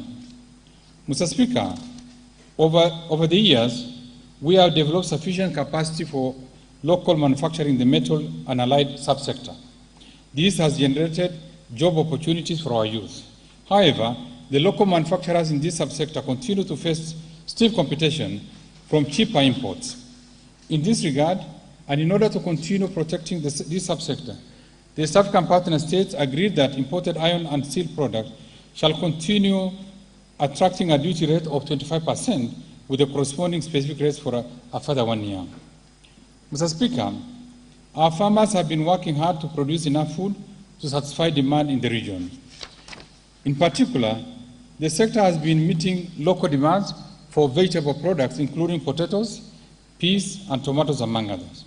To protect these farmers and the sector from cheap imports, the East African partner states agreed that vegetable products, including potatoes, peas, tomatoes, among others, shall attract a duty rate of 30% for 1 year as we await the finalization of the review of the East African Community Common External Tariff. Mr. Speaker, baby diapers are essential products and there is need to supply them at affordable prices. In this regard, last year we allowed manufacturers to access inputs for manufacture of baby diapers duty-free under duty remission scheme. This was meant to support Kenya's capacity to manufacture these products locally and create jobs. I am happy to note that many companies have responded to these incentives by increasing production. In order to nurture the growth of this industry and to continue sustaining the smiles of our babies, we have agreed to extend the duty-free importation of inputs for manufacture of baby diapers for a further 1 year. Mr. Speaker, Kenya has sufficient raw material for manufacture of leather and footwear products. In support of this sector, the government has imposed a duty of 25% on imported products for manufacture of leather and footwear products. However, the sector continues to face competition from imported products due to undervaluation, thereby discouraging investments in the sector. To this effect, and in order to enhance incomes of our farmers, the East African Community Partner States have agreed to retain the import duty on imported products for manufacture of leather and footwear products at 25% and introduce a further specific duty rate to guard against undervaluation. Mr. Speaker, our micro, small, and medium enterprises that operate in the Jokali sector have continued to thrive, creating jobs and incomes to millions of families. Of particular interest is the furniture industry that has continued to attract local artisans who have been able to provide high-quality products. However, the industry continues to face stiff competition for imported finished products, sometimes of low quality. In this regard, the East African Community Partner States agreed to extend the applicable import duty on furniture at the rate of 35% for a further 1 year.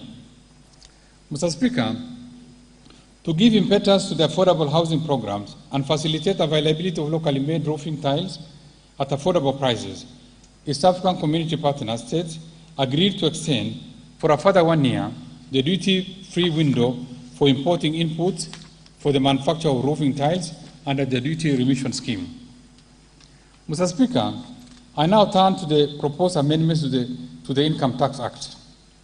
Mr. Speaker, to ensure equity and fairness in taxation, I have proposed to align the Income Tax Act with international best practice, through which introduction of provisions to prevent tax-based erosion and profit shifting, as well as restrict treaty benefits to curb tax evasion and avoidance. In this respect, I propose to amend the Income Tax Act to expand the definition of the term permanent establishment so as to align the Income Tax Act with the international best practice. Mr. Speaker, the Finance Act 2020 introduced the digital service tax on income earned through the digital marketplace. However, the current tax provision do not cover all traders who use the digital service platform to transact their business. In this regard, I propose to expand the scope of the digital service tax to include income derived from internet and electronic networks. Further, I propose to amend the Income Tax Act to align the rate of withholding tax on service fees in the extractive industry with that withheld in respect of management and professional services under the same sector. This will remove ambiguity and manipulation that result in leakage of tax revenue through characterization of income. Mr. Speaker, the private contribution made to insurance companies enjoy tax relief. However, the contribution to the National Health Insurance Fund do not enjoy this relief, despite the fund being the largest medical cover for majority of Kenyans under the universal health care. In order to support the contributors and encourage more non-registered persons to join the fund, I propose to amend the Income Tax Act to allow the contribution to the National Health Insurance Fund qualify for tax relief at the rate of 15% of the contributed amount. Mr. Speaker, the Income Tax Act provides for a tax rebate to employers who offer internship to a minimum of 10 university graduates for a period of 1 year. These employers are allowed to deduct from their taxable income an extra 50% out of the cost of their apprenticeship emolument. In order to encourage employers to provide similar opportunities for TVET graduates, I propose an amendment to the Income Tax Act to include graduates of TVET institutions under the program. Accordingly, employers who engage a minimum of 10 graduates from both universities and TVET institutions will be allowed to deduct from their taxable income an extra 50% out of the cost of apprenticeship emolument. It is my hope that employers will take advantage of this incentive and give our young graduates from TVET institutions opportunities to gain practical experience so as to expand their employability. Mr. Speaker, last year, we revised the investment allowance regime under the second schedule to include Tax Act to introduce a new regime and retain the reducing balance method of deduction. However, under this method, deduction rarely gets exhausted. In order to cure this problem, I propose to amend the Income Tax Act to replace the reducing balance method with the straight line method, which provides definite timeline for the deductions. This will provide certainty in taxation, ease tax administration, and enhance compliance. Mr. Speaker, we have noted that the current provisions in deductibility of interest allow some taxpayers to manipulate their balance sheets to reduce their tax liabilities.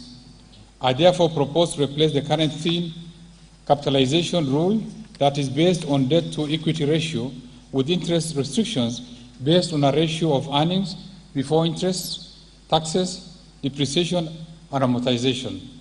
Accordingly, any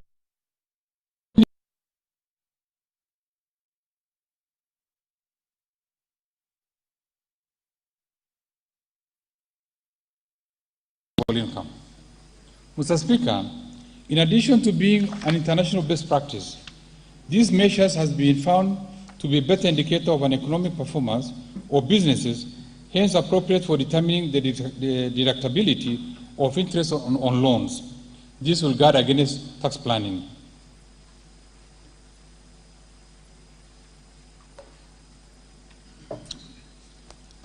Mr. Speaker, I know our healthcare system make the cost of medicines affordable for Kenyans and step up the fight against COVID-19 pandemic. I propose to introduce VAT exemption on medicaments used in our health facilities, including decongestants and food supplements. Further, I propose to provide VAT exemptions to diagnostic and laboratory reagents, artificial respirators, including therapeutic respiration apparatus, breathing appliances, gas masks, as well as medical equipment and technologies used in the provision of medical care services. It is my hope that the suppliers of this medicament and medical equipment will reciprocate by making their prices affordable. Mr. Speaker, in order to promote local manufacturing of pharmaceutical products, I also propose to introduce VAT exemption on inputs used in the manufacture of medical ventilators and breathing appliances.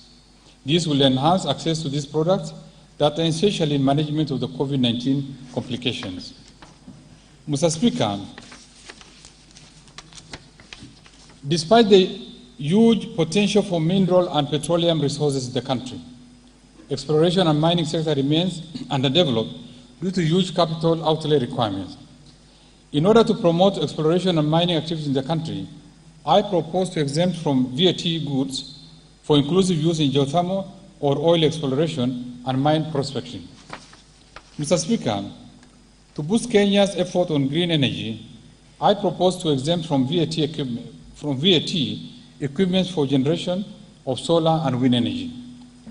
Mr. Speaker, to provide a transition clause to allow companies that had already signed power purchase agreements with government, I propose to amend the Value-Added Tax Act to provide for a transition for the project that had been signed before April 2020, to enable them to continue benefiting from the VAT exemption in respect of taxable goods used in the project. This transition will expire upon completion of the said project. Mr. Speaker, in order to entrench the benefit of affordable housing, including specialized facilities like the student hostels, it is imperative to develop innovative financing alternatives. In this regard, I propose to exempt from VAT asset transfers in the real estate investment trust and asset-backed securities. This will deepen our capital markets by encouraging investors to participate in the real estate investment trust. Mr. Speaker, as I turn to the proposed amendments to the Excise Duty Act, the Finance Act 2020 removed excise duty on betting. The removal of this tax generated a lot of public debate, considering that betting has become widespread in our society, resulting in negative social effects. In this regard, I propose to reintroduce excise duty on betting at the rate of 20% of the amount wagered. Mr. Speaker, innovations in the tobacco industry has led to introduction of new products such as nicotine pouches. These new products do not fall in the classification of tobacco products, existing in the Excise Duty Act and are therefore currently not subject to taxation. In this regard, I propose excise duty on products containing nicotine or nicotine substitutes at a specific rate of shilling 5 per gram. This rate of excise duty is equivalent to the duty applicable to similar products under this Act. Mr. Speaker, to support the growth of service industry, particularly e-commerce, I propose to amend the Excise Duty Act so as to provide a rebate on the excise duty paid on internet data by a person who purchases the data in bulk for resale. Mr. Speaker, on the proposals to ease tax administration, Kenya ratified and deposited the multilateral convention for mutual administration assistance in tax matters with the Global Forum on Transparency and Exchange of Information on Tax Matters in July 2020. This convention is meant to facilitate automatic exchange of tax information between Kenya Revenue Authority and other jurisdictions. In this regard, I have proposed amendments to the Tax Procedure Act 2015 to facilitate the implementation of the convention. The convention will also enhance tax compliance by foreign taxpayers and act as a deterrent to tax evasion and illicit financial flows.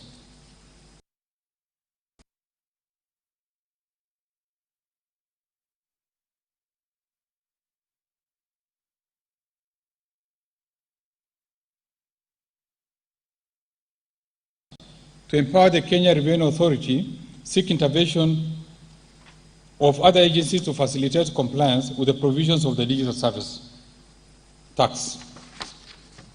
Mr. Speaker, there are various ways that some unpatriotic individuals are using to evade payments of their tax liabilities.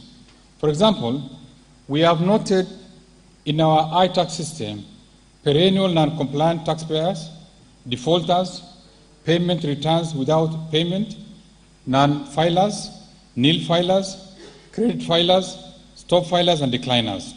In addition, there are traders and merchants who are not registered at all for tax purposes. Mr. Speaker, to gather information on tax malpractices, last year, we introduced the iWhistle, a platform that enables members of the public to volunteer information. As at the end of April 2021, the iWhistle platform had received a total of 502 whistles, and we thank the public for volunteering useful information. Considering the complexities and changing dynamics of intelligence gathering, and to empower the Kenya Revenue Authority tax malpractices, I propose to amend the Kenya Revenue Authority Act, maximum reward to a person who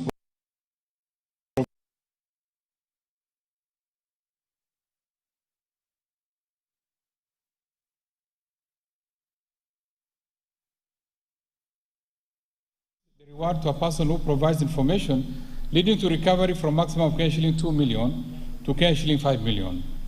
This will encourage receipt of voluntary information to Kenya Revenue Authority, thereby bolstering tax compliance and revenue collections. Mr. Speaker, the tax appeals tribunal has been at a very slow pace as the tribunal sits on a part-time basis. This has led to huge backlog of pending cases before the tribunal. Currently, there are 549 pending cases with a revenue implication of 107.4 billion.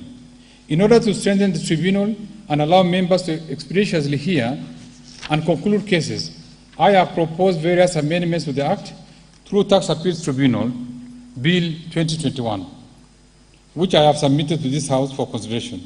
I urge the House to prioritize this bill so as to facilitate faster disposal of tax appeals to enable us boost revenue collection. Mr. Speaker, the processing of applications under the duty remission scheme has been manual, time-consuming, and inefficient. In order to improve administration of the scheme, the government automated the process in the system and successfully rolled out in September 2020. Mr. Speaker, to strengthen the administration of tax exemptions process for official aid-funded projects, we have embarked on automation of the application and approval under the single window system and target to roll out in the next financial year. Mr. Speaker, In conclusion, I must state that the preparation of this budget required a lot of balancing. It has not been an easy process, considering the prevailing weak business environment. I am confident that the plans I have laid in this budget will be realized to achieve the envisaged economic recovery that will lead to improvement of the welfare of Kenyans. Mr. Speaker, it's worthy to note that our President has steered our economy through one of the most difficult periods occasioned by the COVID-19 pandemic. His leadership and commitment to protection of lives and livelihoods through implementation of a host of measures have not only reduced the fatalities caused by COVID-19, but also supported economic activities.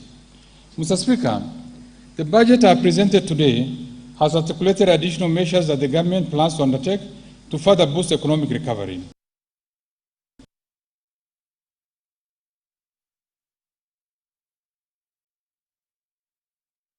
Spending in the next year's budget will focus on critical areas with the highest impact on the well-being of Kenyans.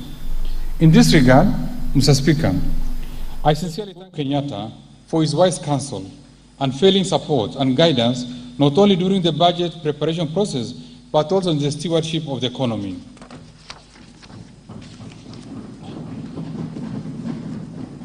I also thank my fellow cabinet secretaries, the various accounting officers and staff for their contributions to the financial 2021-22 budget process. Mr. Speaker, I also express deep gratitude to Kenyans for the insightful contributions, proposals and suggestions that helped us to finalize this budget. In addition, my appreciation also goes to first, the Honorable Speakers of the National Assembly and the Senate, the majority and minority leaders, as well as other leadership of the House and their respective class for overseeing the approval of the budget estimates for the financial 2021-22 and the related documents. Second, to honorable members of the Budget and Appropriation Committee, the Finance and National Planning Committee, and other departmental committees of this House, as well as the staff of the Parliamentary Service Budget Office, for their constructive input during the approval process of the budget. Third, in a very special way, I give tribute to my incredible team at the National Treasury and Planning who have worked to ensure that this budget and supporting documents were prepared in time as per their legal requirements. Fourth, the management and staff of Kenya Revenue Authority, Central Bank of Kenya, the Attorney General's Office, Commission of Revenue Allocation, financial sector regulators, and the various agencies under the National Treasury and Planning for their contributions and advice during the budget process. Fifth, our multilateral development partners, especially International Monetary Fund, the World Bank, the African Development Bank, and all other bilateral development partners for their contribution to our development agenda through various technical and financial support. Further, I thank the private sector for their resilience and continued contribution to the economic development of this country. Sixth, my appreciation goes to the fourth estate for the active reporting on economic and financial development, the financial year 2021 and 2022 budget process. Lastly, Mr. Speaker, I remain grateful to my family for their unfailing support, regular encouragement, and understanding as I steer my responsibility at the National Treasury and Planning at a critical time like this. I thank you all, and may God bless Kenya. Mr. Speaker, before I resume my seat, you recall in April 2021, I submitted to the House the budget estimates of the Finance Bill 2021, together with accounts as required by the Public Finance Management Act 2012. Today, I further submit the following documents to this August House and request that you graciously receive them. 1. The budget statement for the financial 2021-22. 2. Budget policy statement 2021. Estimates of revenue, grants and loans for the financial 2021-22 budget. 4. Financial statement for the financial 2021-2022 budget. 5. Medium-term debt management strategy 2021. 6th, budget highlights, the Mwananchi guide for the financial 2021-22. And lastly, statistical annex to the budget statement for the financial year 2021-2022. Thank you, Honorable Speaker.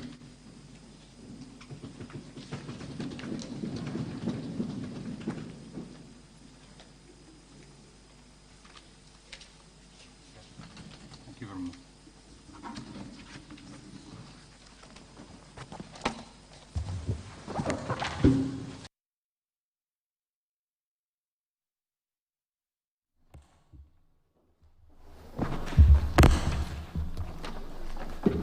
Honourable members, I wish to thank the Cabinet Secretary for the National Treasury and Planning for having made its public pronouncement on the budget highlights of for the national government for the financial year 2021-2022 and the medium term and the revenue-raising measures.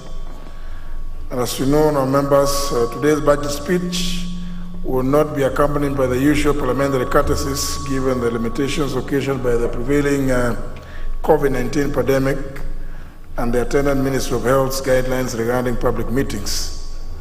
In this regard, upon adjournment of the House and exit of the Speaker's procession from the chamber, all guests are asked to depart the precincts of Parliament at their own pleasure. However, arrangements have been made for a modest press conference by the Cabinet Secretary for National Treasury at Parliament Gardens. All members may also take the opportunity to address the media on matters pertaining to the budget in the usual manner at the Parliamentary Gardens. Time being 5 minutes past 5, the House now stands adjourned until Tuesday, 15th of June 2021 at 2:30 p.m.